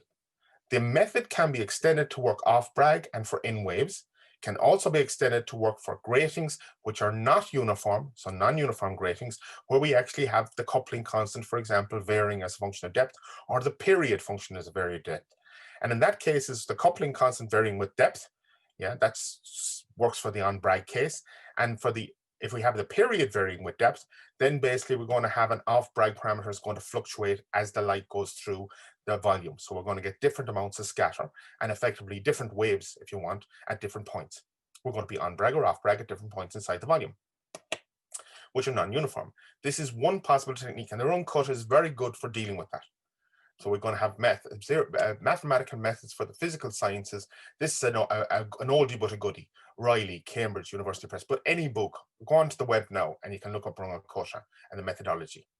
But I think also this gives some idea that if you've got a very, very thin layer, so this step, using the run cutter with a very thin step, is basically say, look, we've got a very, very thin grating, but we have the governing boundary conditions, and we have the boundary conditions, and we have this description of the coupling inside, and so we can do this very, very small step and get first order approximations to what's happening inside. Another method of solution is to write the set of coupled equations in matrix form. So we take the vector, the A vector, and the A vector basically is made up of all the terms. A1 is 0, A plus or minus 1, A plus or minus 2. So the amplitudes of all these plane waves inside the material. And then we can take our set of coupled first order equations, and we can write it as the derivative of this vector is equal to some matrix times the vector. That we can rewrite, we can write out our first order coupled wave equations in this matrix form. Yeah, so the derivative of this vector with respect to Z, and we've actually got this minus J, it comes out of the actual formula for on Bragg, you can go and look above, is equal to M times A. Given that this thing here at Z is equal to 0, we're going to have, for example, for the transmission case, at Z is equal to 0, we're going to have this is going to be all zeros except for one value, the A0 value is equal to 1. So, given the boundary conditions, you can find AZ is equal to D. As we know, the form of the solution for the above vector equation, this equation here, is going to be that A of Z at D is going to be equal to this first order differential equation. If this was just a constant value and these were just two functions, we'd say that this was equal to e to the power of minus J, this matrix, times D, and the vector. at z is equal to 0. That would be our form of solution. And we can go away and we can take a matrix expansion, for example, this, and we could say, well, okay, let's assume that this m has got very small values. Yeah, we can write it in a series like this. And so, for example, we can plug in values and we could basically multiply this out and add on higher and higher terms until we find out what this converges to. And we could find what value this output converges to. So we could multiply by this and then multiply by this plus this and multiply and see if we actually get a convergence to find out what the value is. Now, in many cases, this type of series here will not converge. But on the other hand, this is certainly a way to actually try and find approximate solutions. And as we got thinner gratings, this will actually give us better results and converge more quickly. And we can do similar things, but for the TM case as well. So there's lots of ways to go about solving these types of problems. Now, again, this is not core stuff, but I just want you to get the idea that there's well-established methods for solving coupled differential equations. And nowadays, as I said, you got packages, but it's good sometimes to see if there's any physical insight you can get from applying these packages. Now, we've talked so far about, we've just started talking about n waves and one grating. Now we're going to talk a little bit about multiple gratings, but we have got more than one grating. Okay, so we've had 2 wave and n wave, and now we're going to talk about a situation where we've got multiple gratings. So let's talk about something, first of all, that's a little bit unusual. And that's a situation where we have 2 gratings and we put them in series. And I want to bring this first because it's one of the first things I looked at in my work, but it also gives you a very important insight into the importance of the phase relationships between gratings.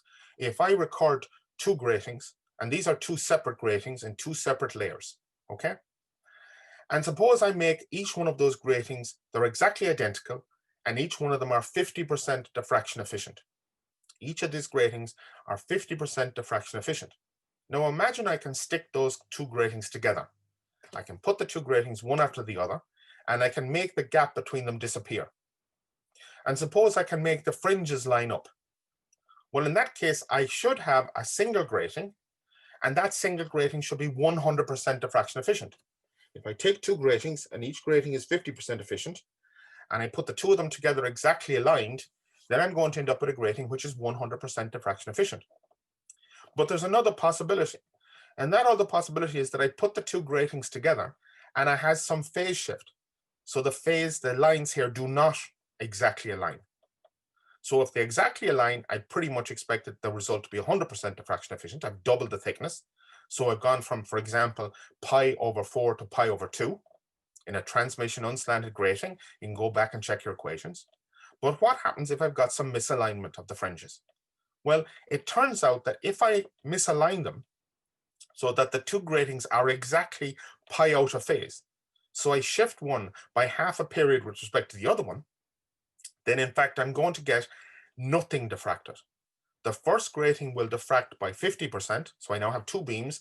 I've got half the transmitted beam and half the diffracted beam. And if I put both of those simultaneously into the second 50% diffraction efficient grating, I'm basically going to get everything coming out in the transmission direction. And we can think of this being like a beam splitter and the operation of beam splitters. Yeah.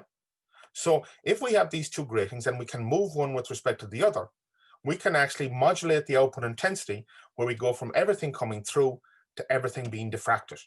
And this type of a setup, or this type of a system, has been used for metrology, for positioning. Okay. Now, another very important point, I'm just going to make it here when I'm here, I think I've mentioned this in previous lectures, is that if I stack 2 gratings like this, I can produce a chromatic behavior. Okay, so if I have a grating and I put a beam in and I change the input wavelength, what happens is the grating is very dispersive, so I get a change in the diffracted beam direction. And if I've got a fairly broad band type case, suppose I have 100% diffraction efficient transmission grating for the transmission grating now, and that's important. And I change the wavelength. Well, we said before that transmission gratings aren't very sensitive to changes in wavelength. You still stay close to on Bragg.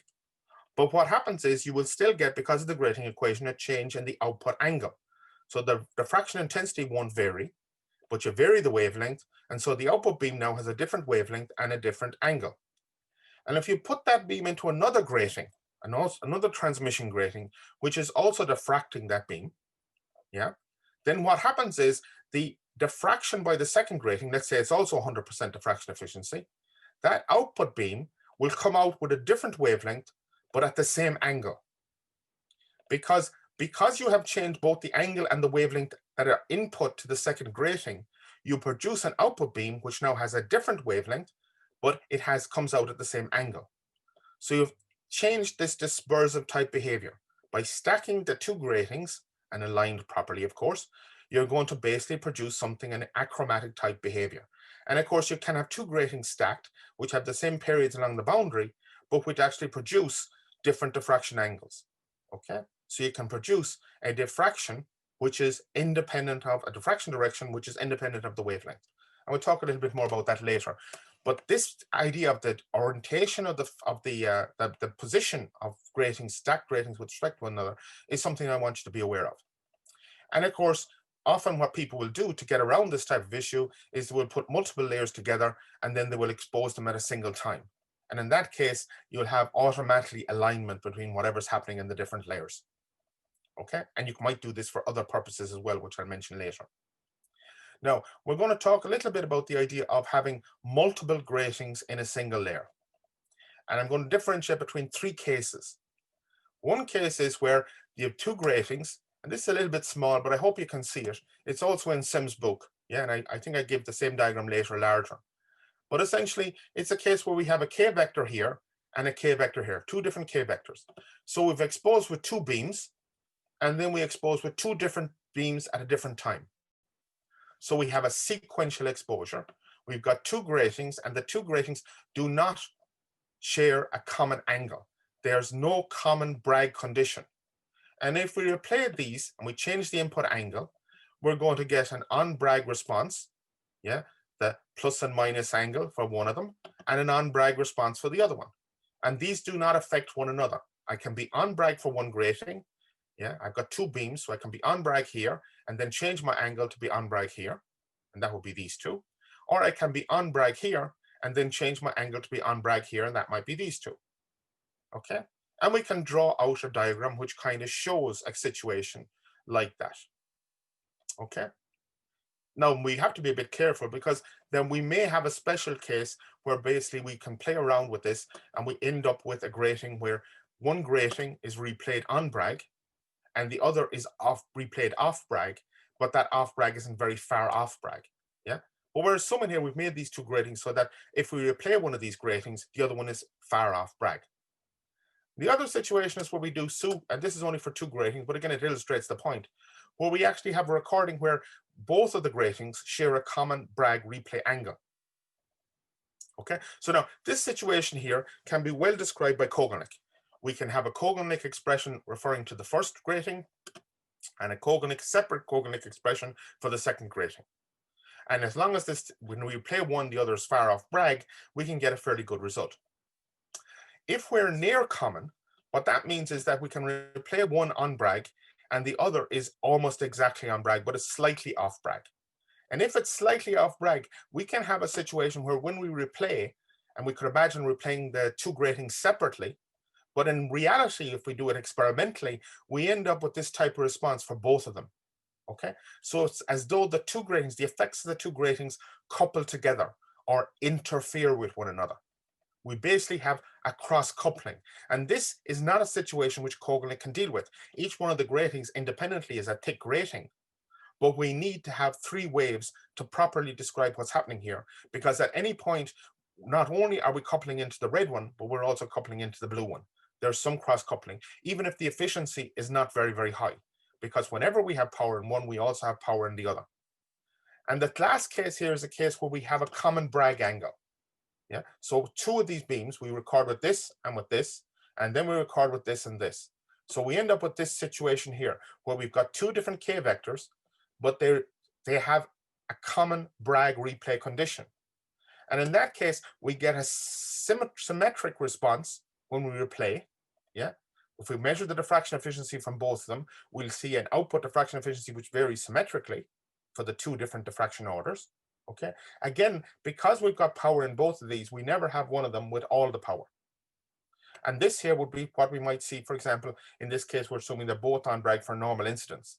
Okay, and in that case, we might be interested in a 50-50 beam splitter, where we put power in here and we get 50 going into the +1, this plus K1, and we get 50 going into this minus K2. So this is different now from the case when we had a single grating and we had higher order. We now have two gratings. Once again, we cannot describe this using coordinate. We have three waves and we have to retain three waves. We have two gratings. So this is about multiplexing. It's effectively about multiplexing. If we have, now in these cases here, we had two beams incident simultaneously, okay? We had two beams simultaneous, and then we had two sequential recordings or exposures. If we have three beams simultaneously, then we're basically going to produce three gratings. So here's our three beams, 0, 1, and 2, and we assume all of these beams are incident at the same time. And if all of them are incident at the same time, then we're going to get a grating which is 0, 2 between the 0th beam and the second beam, a grating which is between 1 and 2 between these two, and we're also going to get a grating between 0 and 1. So if we have three beams incident at the same time, we get three gratings. Yeah. Okay. And if we then replay and we measure the corresponding, so we have a beam coming in and the beam is scanning through all of these cases, then in each one of these cases, we're going to still have diffraction orders, intensity, in all of these diffraction directions, yeah, separated by the K01, K02, and K12. And so we get this complicated situation where, for example, at this point here, we've got power in the blue curve, the green curve, and the red curve for that particular angle of replay. Yeah. And there's certain angles where basically, for example, if we look over here, we can say we have power only in the blue beam here, but it's not a lot of power. The efficiency, the maximum value here is 0.2. And this is a comparison between a theoretical result, predictions, and the numerical experimental results. Yeah, so this is theory, multi-wave theory alone for three grating components and the actual experiment results. And you can see it's not perfectly the same, but that can be for a number of reasons, you know, because this is real experimental data, but it's quite good. So multiple gratings. It is in practice virtually impossible to record a single perfectly sinusoidal grating in a holographic material for a number of reasons. Even if our material response is linear and our incident light a perfect plane wave, and of course we never have a perfectly linear material and we never have a perfect infinite plane wave. The plane wave, the light we use is always passed through some aperture.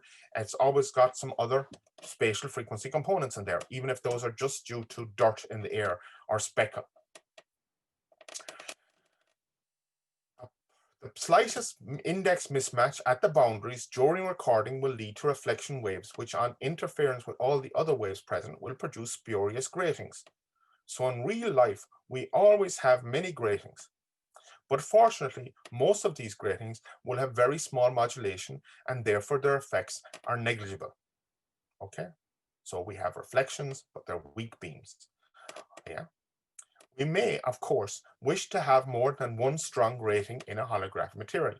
In this case, there are essentially two forms in which the grating can exist or be recorded. Either the grating can be recorded in one exposure, simultaneously with multiple beams, multiplexing coherent, produced at the same time gratings between all the waves present, or the gratings can be recorded sequentially, one at a time, one after another. Okay, so in that case, the gratings are considered mutually incoherent. If you record them with all simultaneously, you've got this fixed phase relationship between them, and that fixed phase relationship depends on the phase relationship between the exposing plane waves. So if you've got some special phase relationship between those beams, you're going to have a special phase relationship between the simultaneously recorded gratings. If you just do them one at a time, yeah, then the chances are there'll be no phase relationship between the two beams. Not always true, but it will be true in any sort of real world type situation. So the phase shifts between the gratings might change. For a simultaneous recording with 4 input waves, the following gratings are formed. So we went through this. Yeah, we've got these 6 gratings formed. Okay, if we've got 4 beams. 2 beams we get 1 grating trivial. 3 beams we get 3 gratings. And 4 beams we get 6 gratings. We play out this structure on Bragg. replays all the gratings on Bragg. It may also be possible to replay individual gratings on Bragg separately. Depends on how far the other ones are off Bragg when you replay one of them. There are two special cases for when a sequential set of gratings are recorded. The first case is when the gratings recorded do not share a common Bragg condition. Yeah. Here's our three-way case again, just blown up here. And this here is where they do not share that common Bragg condition. Yeah, as shown. And the second case is when both gratings share a common. So I replay here, and both of these gratings, when I do the flow K, they both produce points on this circle, and therefore they're both on Bragg. The common Bragg angle hologram will replay on Bragg produce three outputs. And it's obvious that what we have just shown, that for sequential recordings, the number of gratings is equal to the number of exposures. So when we do it sequentially, the number of gratings is equal to the number of exposures. As one would expect, the mathematics modeling the interaction of these gratings is rather complex. Therefore, it's my intention today to skip most of the details involved. You've seen most of the details actually before anyways in the analysis, and to look mathematically at some simple cases. So let's first examine the case of two gratings recorded in the same volume. The modulations of the two gratings will depend on the intensities and the duration, the dose of the exposures. Yeah. The two gratings, K1 and K2, will depend on the recording beam directions, and therefore we can write the relative permittivity expansions as follows. So we now have a cosine of K1 and a cosine K2, and we have a phase of, if we have an absolute axis there, an x0 and a z0, we have a phase 1 and a phase 2, where phi1 and phi2 are relative phase shifts of the two gratings, which may be significant. And we already talked about having these two gratings one after the other, and I showed you how the phase shift can have big effects in that case, and we'd expect there to be similar types of effects in this case associated with phase shifts. So we go back to our scalar wave equation. We've got our Laplacian of the E field, and we've got our term here multiplied by this. And input wave is going to have some sort of shape like this. We're replaying with some input wave. So we're going to get an exponential plus and minus here with phase shifts. Okay. So we can see that this is going to give us this multiplied by this. We're going to get coupling to plus and minus to this one as well. And then maybe on Bragg or off Bragg.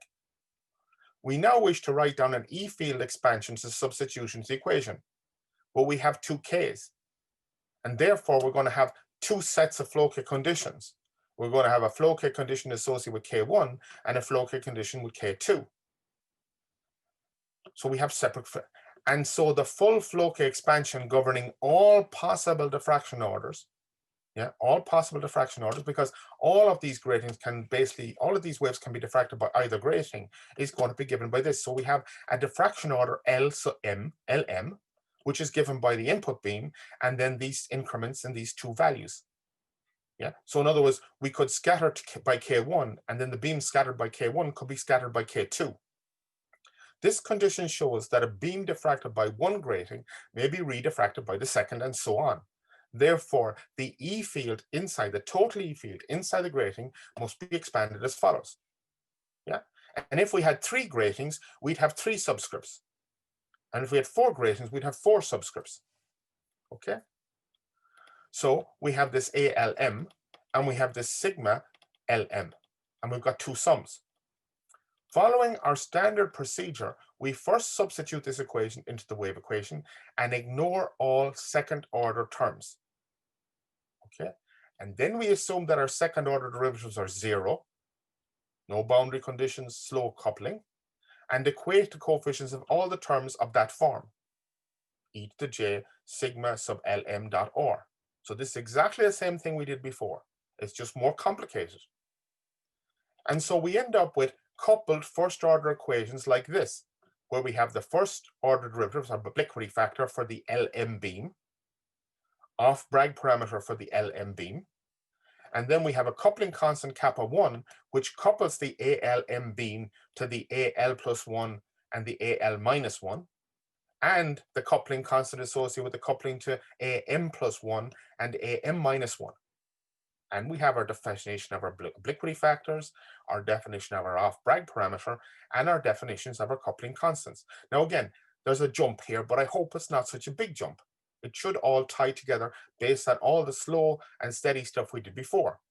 The equation is very similar to those we have found before. And in fact, if we let one of those gratings disappear, if we assume that kappa 2 is equal to 0, we're right back to the situation we were before. Yeah, we dumped one of the gratings, and we'd be back to our first order n-wave model we had before. One grating was in the volume, and the waves used to model the E field n differential coupled wave equations were necessary. For the case of two gratings with n waves each, then n squared coupled differential equations are necessary. Yeah, the boundary conditions will be as follows. Again, exactly the same as we had before. We have one input beam, all the others are going to be 0 for the transmission case. And the reflection case is also the same. These diffracted beams are going to now be 0 when z is equal to 0.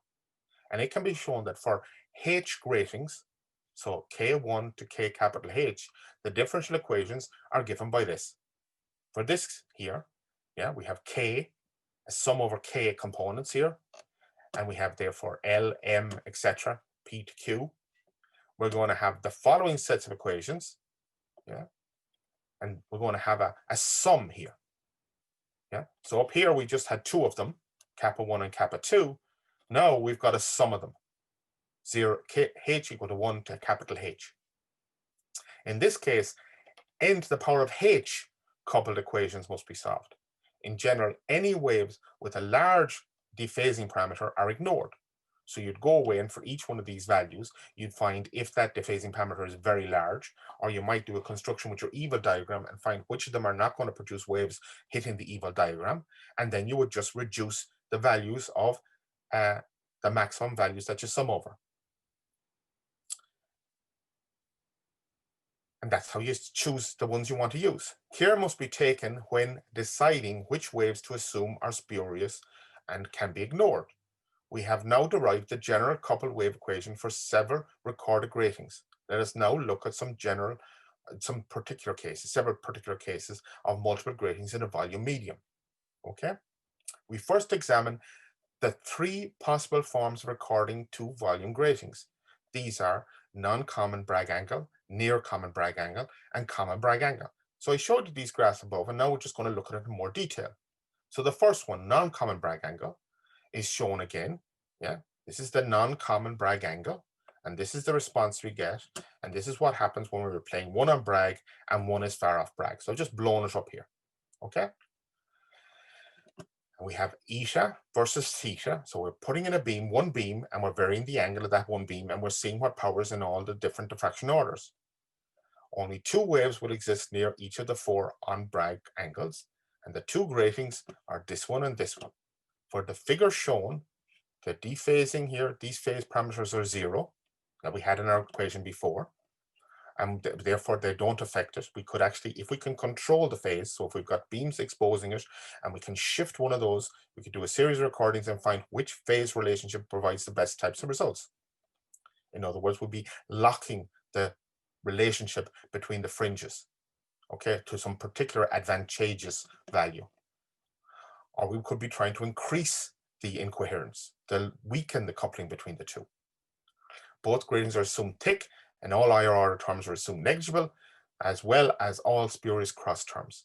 4 different pairs of first order gratings are made. Another thing I should just point out is that if you record a grating, and then you have a grating in the medium, and then you do a second exposure and you're using a self-processing material, then the second set, the next two beams that you use to record the second grating, could be diffracted by the first grating. Now, typically, if they're far off Bragg, you expected any scattering to be weak, but that would also produce a weak spurious grating. If any two of the above angles used for recording were close together, then more than 2 significant waves will be necessary to adequately model what will happen if the grating is replayed. That is because one of the gratings is replayed on Bragg, and on Bragg due to the diffraction from the second will not be far off Bragg. Okay. Supposing that waves 0 and 3, yeah, lie almost in the same direction, so let's say plus or minus 0.1 degree, and that at plus or minus 30 degrees, 30.2, are the other two recorded waves. So for replay now, we end up with the following 3 equations. So this is an example of the following 3 equations in that case, and they have to be mutually coupled. You can maybe, in this case up here, where they're far off Bragg from one another, you can get away with using Conical. did I do it here? Sorry. If they're far off brag with respect to one another, excuse me. So let's assume they're far off brag. You could use cogonic for this one and cogonic for this one, and you wouldn't have to have any coupling between the waves because they're far off brag with respect to one another. In this case here, you can't do that. You have to have 3 simultaneous first order equations, because even though if you replay one of them, the other is off brag, it's only slightly off brag. And we can derive down, we can write down the orders here and the M and the L values. The result for a play of these gratings for the 2 diffracted orders are shown for a separation of 4 degrees and 0.4 degrees. So this is 4 degrees, and there's some distortion here. You can see this distortion happening. So there's some effect of these gratings on one another, but they're still clearly delineated as far as the 100%. But once you get to a small angle, 0.4 degrees, you can see these things are passing, moving on top of one another, and they're effectively beating with one another. Okay, there is a beating of them. Even though there's not a shared Bragg angle, there's a very strong local effect. And that's what's shown below. The case of a common Bragg angle for the 2 recording gratings has been closely examined. In this case, effectively 3 waves are used. They have to be used. These are the 3 waves. And what do we get? Well, here's we've got our common angle, our recording. We have a shared angle here. And this here is what we get when we have the 2 of them are like that. Each one is like this. And when we add them together, we get something like this. So we can see the combined effect here is very close to 1. So we basically have 50% diffraction into both of the beams here and 50% over here. But again, we see there's a dip where basically we have some sort of out of phase effect. Yeah. In between, we move to a situation where we have less diffraction in both beams. And you can maybe see this here, that if I play like this, I get 50%, 50%, but I'm going to move to a point over here where both of these are off brag, and a point up here where both of them are off brag, until eventually I come back to a situation where only one of them is on brag again. Yeah. And again, you can go away and check that out. Here's our equations in this case, and we see now they're all on brag. There's no dephasing parameter. Yeah. We can replay this particular situation here. There is no dephasing. All of these beams are on brag with respect to one another. And again, we've assumed no phase shifts between these gratings. The size we had before, all the gratings, the periods of these gratings are in nice lockstep with respect to one another. Any phase shift of those gratings is going to produce a phase shift in the resulting diffractive beams and can lead to a moving out of phase. For 2 transmission gratings, these give analytic equations solutions at Z is equal to D. So you can actually go away, apply the conditions, and you'll find closed form analytic solutions. You get A00 is equal to cos, what we had before, and both an A minus 1, 0 is given by this term, and A0 minus 1 is given by this term, where these are our coupling constants, our grating strengths. Yeah. And the total grating strength is given by this. But you can see we've got analytic expressions for the growth curves with all 3. Similarly, expressions for 2 reflection gratings and 1 transmission and 1 reflection grating have been found. People have gone away and found the exact solutions for these things. I think Sims gives the appropriate references. In the figure shown, 2 transmission gratings recorded 0 and 30 degrees and 0 and minus 30 are replayed, and the outputs are symmetric for replay of 0 degrees. Okay, so the next thing I'm going to talk about will be, I'll talk about the simultaneous equations in a little bit more detail. This is coherent recording. I'm going to start a little bit about non-uniform gratings. Yeah, and I'm going to talk about some recommendations for reading. I might try and get you some more papers. This is the case I talked about before. Suppose I put in 2 beams. So I've got 2 beams, a single exposure with 2 beams. I expect to get 1 grating. If I've got an index mismatch at the boundary, yeah, I gave you this figure before, I'm going to have this grating, which is the one I want. I've got 2 backward traveling beams, this B prime and A prime. That's going to give me another transmission grating, but you know it's got a different slant. I'm going to have a reflection grating. So this B and this A and this B and this A, yeah, all of them are going to produce reflection, and these are unslanted because the B, yeah, the B and the B are going to form a grating. This B and this B will form a grating, which will be unslanted, and this A are going to form a grating, which are unslanted. And then we're going to get the cross gratings between the A prime and the B and the A and the B prime. So we have 2 beams in, but because of reflections, yeah, we're going to get a whole range of spurious gratings. So index matching during exposure, or exposure, for example, from the glass side, yeah, so that the only reflections are coming at an air interface, can be advantageous in those situations. These are all unwanted. All of these are unwanted.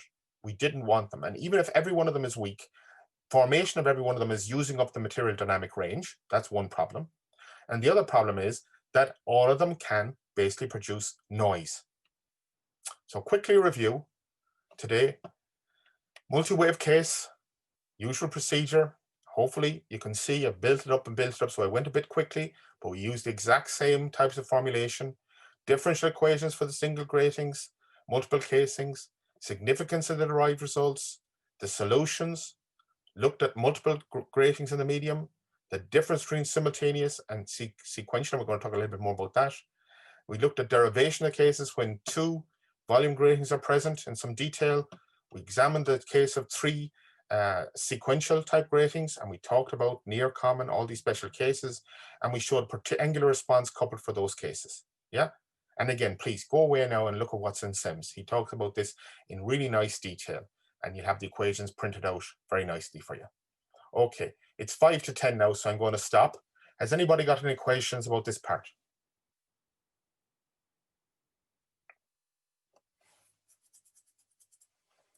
Has anybody got any questions? I got a question. Yep. So is there a characteristic difference in the spatial index distribution for these 3 cases of multiplex holograms? So do they look inside the sample different also, like somehow characteristically different? I mean, it's obvious that they look different, but is there something special about how they look? So these are density variations. Yep. Modulations are refractive index. Okay. Mm-hmm. Yeah. So typically, when you record the first grating in a medium, the medium is at its most sensitive. Okay. So for example, there's no bleach dye, and there's for example, in polymers there'll be a lot of monomer. So typically, the material would be more sensitive. So when you expose, you would have to deliver a certain amount of dose to produce the first grating.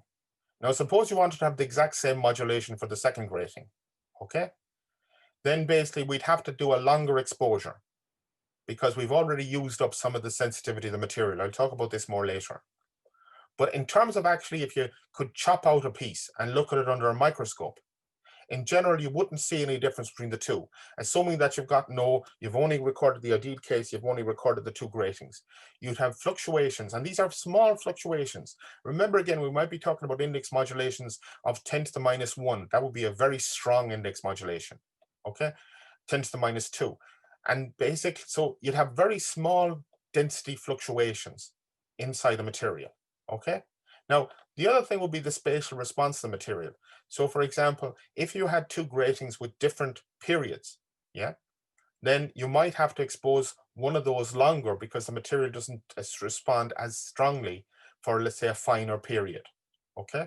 So there are several things that will happen. Now, there's also a situation where if you change the density of the material, you may change the diffusion constant in the material. So that might also be a factor you have to build into any schedule you'd use to record these gratings. But physically, yeah, the type of situation we're talking here, you simply have these 2 fluctuations of density and they cross over and back and across one another. And that's all. Okay, so there is nothing specific, so to say, to this spatial distribution, right?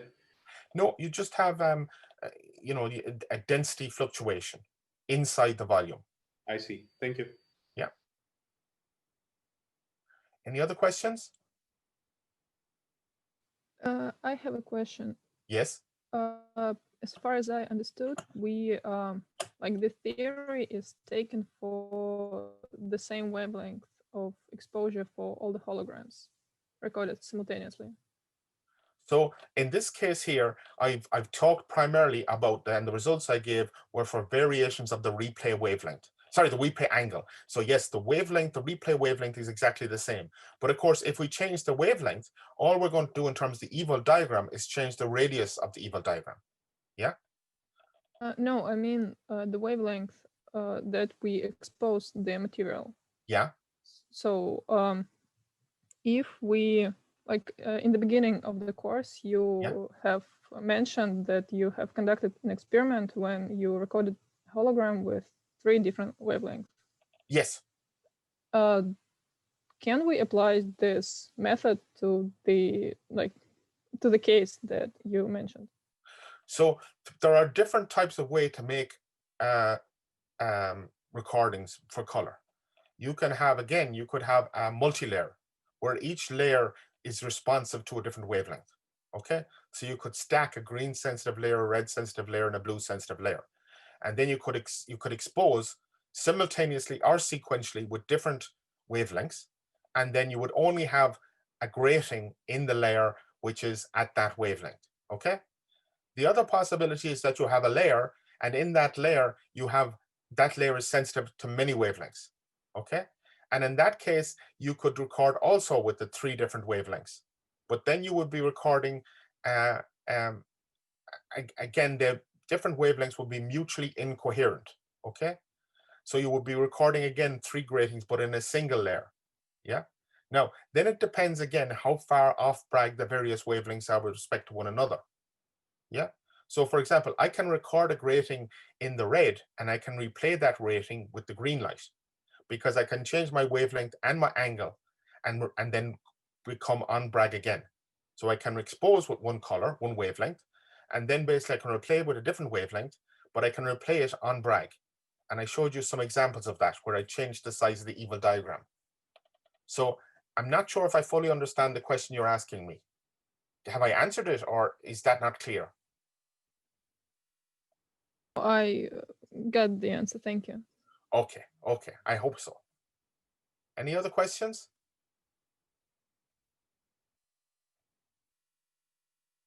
No other questions? I just. Oh, okay, George, you got this. Yeah, I wanted to ask about which materials can be used for a sequential gratings recording, but I think you just answered that. Like we can use material with different wavelength response, or many layers material. So for photopolymers, so can it be used for sequential recording? Yes. And how? Like by using different photoinitiators, or how? Oh, sorry. So you mean for polychromatic application? So typically, certainly in the past, what people have had is they've had layers, and the layers were either sensitive to one wavelength or some narrow bandwidth of wavelengths, and that usually is tuned by using a different dye, a photosensitizer. So typically you've got some chemical that absorbs the light and is used to generate some sort of radical. And then that radical will, for example, in a polymer, initiate a polymerization process. Okay? Okay. Sometimes people have dyes that are sensitive to different wavelengths. And then, for example, they might have a material which is green-blue sensitive, yeah, or green-red sensitive. And then they would record the red and the green in a single layer, and then the blue would be separate, yeah. Generally, now I think Covestra sells a material where they use 3 dyes, okay? But the point is that the analysis I presented here, yeah, is completely independent of that. This analysis is purely for multiple gratings. It doesn't say anything about how the gratings are made, okay? So this analysis works for all the cases. Yeah. So if you tell me I have 3 gratings, you don't have to tell me what wavelength you use to make the 3 case gratings, yeah? Yeah, I see. And in the next lecture, you will be talking about materials in more details, right? So I think I've got one more lecture, or maybe 2, where I talk about the next part. I'm going to talk about a little bit more detail on the sequential. So today I talked about simultaneous, I think, or did I? I can't remember which I talked. So I'm going to finish off what I'm talking about now, sequential and series, and then I'm going to talk about rigorous EMAG, and then basically I'm going to go on to materials, yeah? And then I'm going to talk a little bit about applications, yeah? Because I want to illustrate. So again, that basic idea here you see is that if I can talk about a sinusoidal grating or multiple sinusoidal gratings, then I can talk about any type of grating at all. Yeah, and I can build in the effects of spurious gratings, and I can even develop analysis for things like lenses. Yeah, and unless you have an understanding of this material, first of all, you cannot talk about applications, but also you cannot characterize materials. Yeah, you just can't characterize materials. Also, I'm going to talk pretty much about photopolymers. Yeah, I don't think I have time to talk about silver halide or about DCG or about crop type materials. And I'm not going to talk about active materials. I think I'm just going to stick with photopolymers and illustrate that because I know it best. And this is, I think, what a lot of people are working on for the moment. Okay. Also, I'm very conscious. This now is very much an introductory course for the master's students. This is not research level material. Yeah. Okay. So, I mean, if you want to have some seminars with more research level material, I'm happy to do that. But, you know, as I said, for me, it's mostly here now to get the basic sets of good, solid ideas that have been tested for a long time. Yeah, I'm not going to present anything which hasn't been looked at for more than 10 or 15 years. Yeah. So all the results I'm going to give are results which are accepted by the community. They're not just crazy ideas I have. Yeah.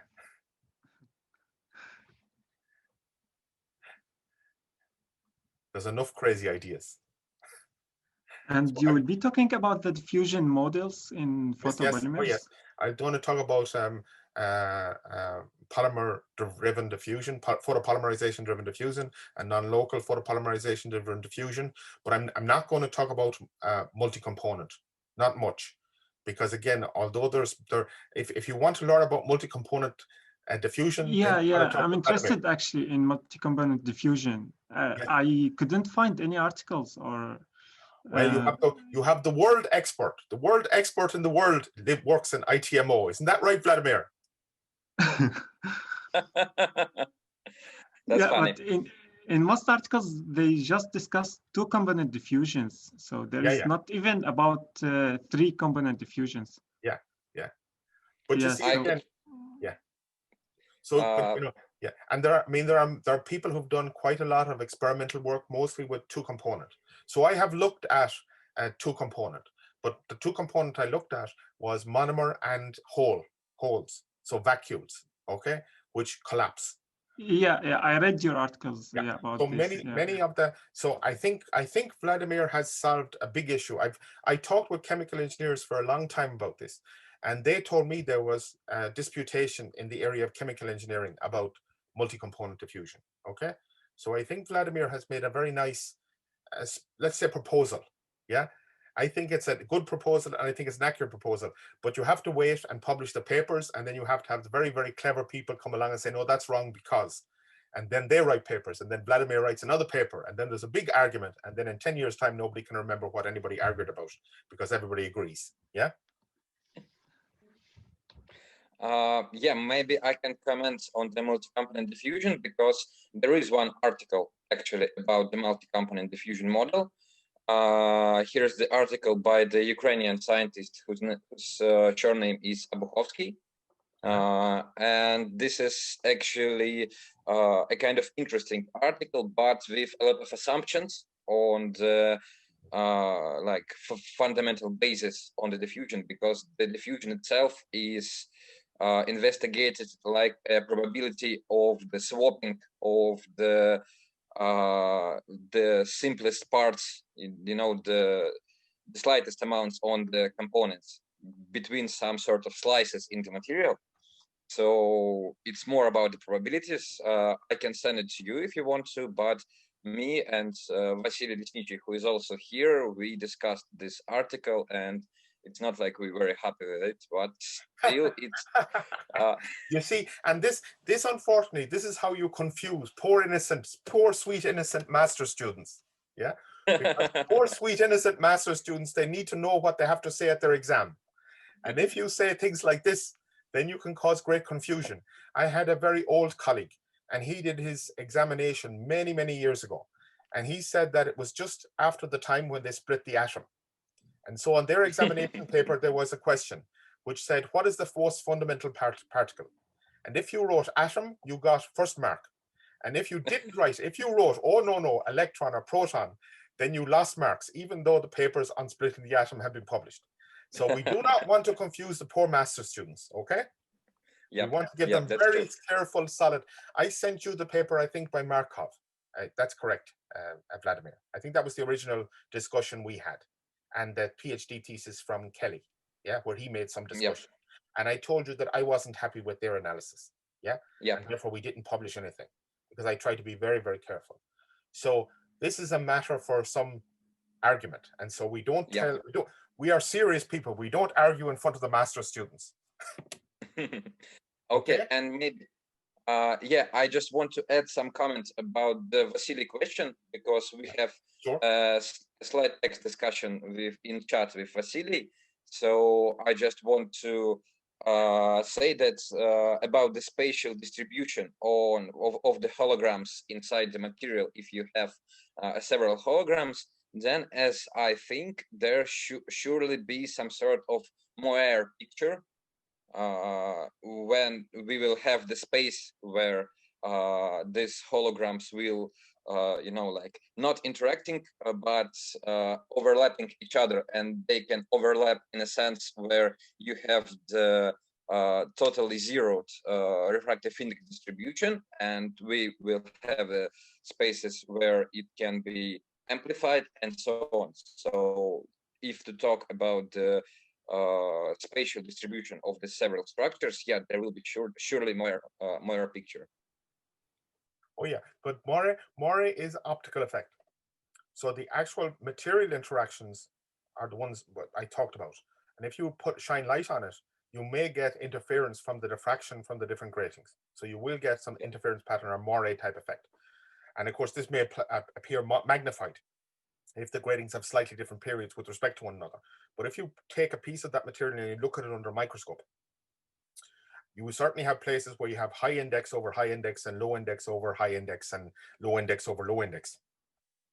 But in general, if you'd like, the effect of writing one should not, or one can imagine that to a first order, and ideally, or otherwise you're going to have bad effects, to the first order, the materials, when you record it, they shouldn't, or we would like them not to, one grating not to affect the other, and we would like them not to have some, so in other words, I can put this even simpler in a way, and it ties in also with this phase relationship.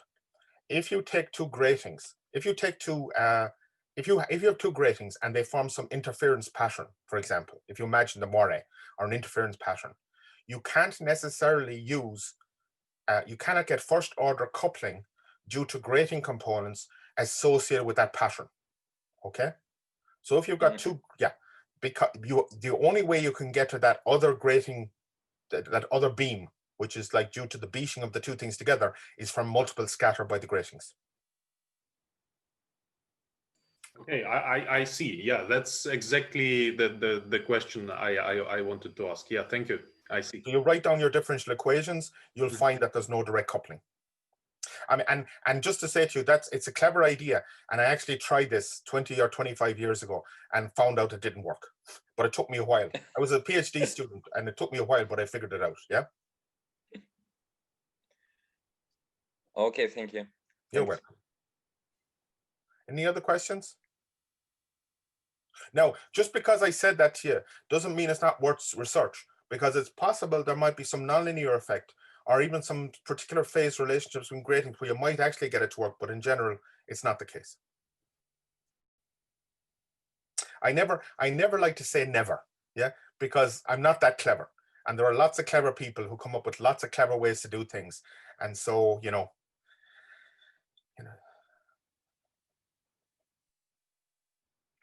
Okay, folks? Okay. Is everybody okay? Yeah, I suppose that we have no questions from the audience. Okay. And the master students are not confused. We haven't confused the poor master students, I hope. If we do the exam at the end and the master students say crazy things, then we will have to allow a filter. Yeah, we'll have to be easy with them because they're confused by all the crazy research talk, okay? Yeah, that's true. Okay. Okay, folks, I hope that was useful. I'm going to see you again Monday. Is that correct? Yeah. Okay. Yeah, the Monday, 8 a.m. Okay. In Dublin time. Yeah. And I promise, I could give the entire course about photopolymers, yeah. But again, this is really good, solid, clear, well-developed stuff. And if you understand this, it makes all the other things much easier to understand. Yeah. And the problem with materials is every time you change material, you have a different thing. So I have had discussions with people where we were talking, but they were just talking about slightly different materials. And because they were talking about slightly different materials, they had slightly different results. And so there was a lot of confusion. With this, there's really no confusion, I think. Okay, folks, I'll see you all, yeah? Okay, thank you very much. And I sent around the first lecture, and I will send around the other lectures. Now that I know it works, I will send it around. And hopefully we can get the YouTube information out to all the students as well.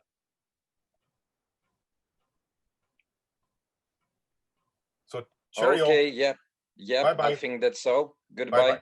Bye-bye. Yeah, have a nice day. Same to you.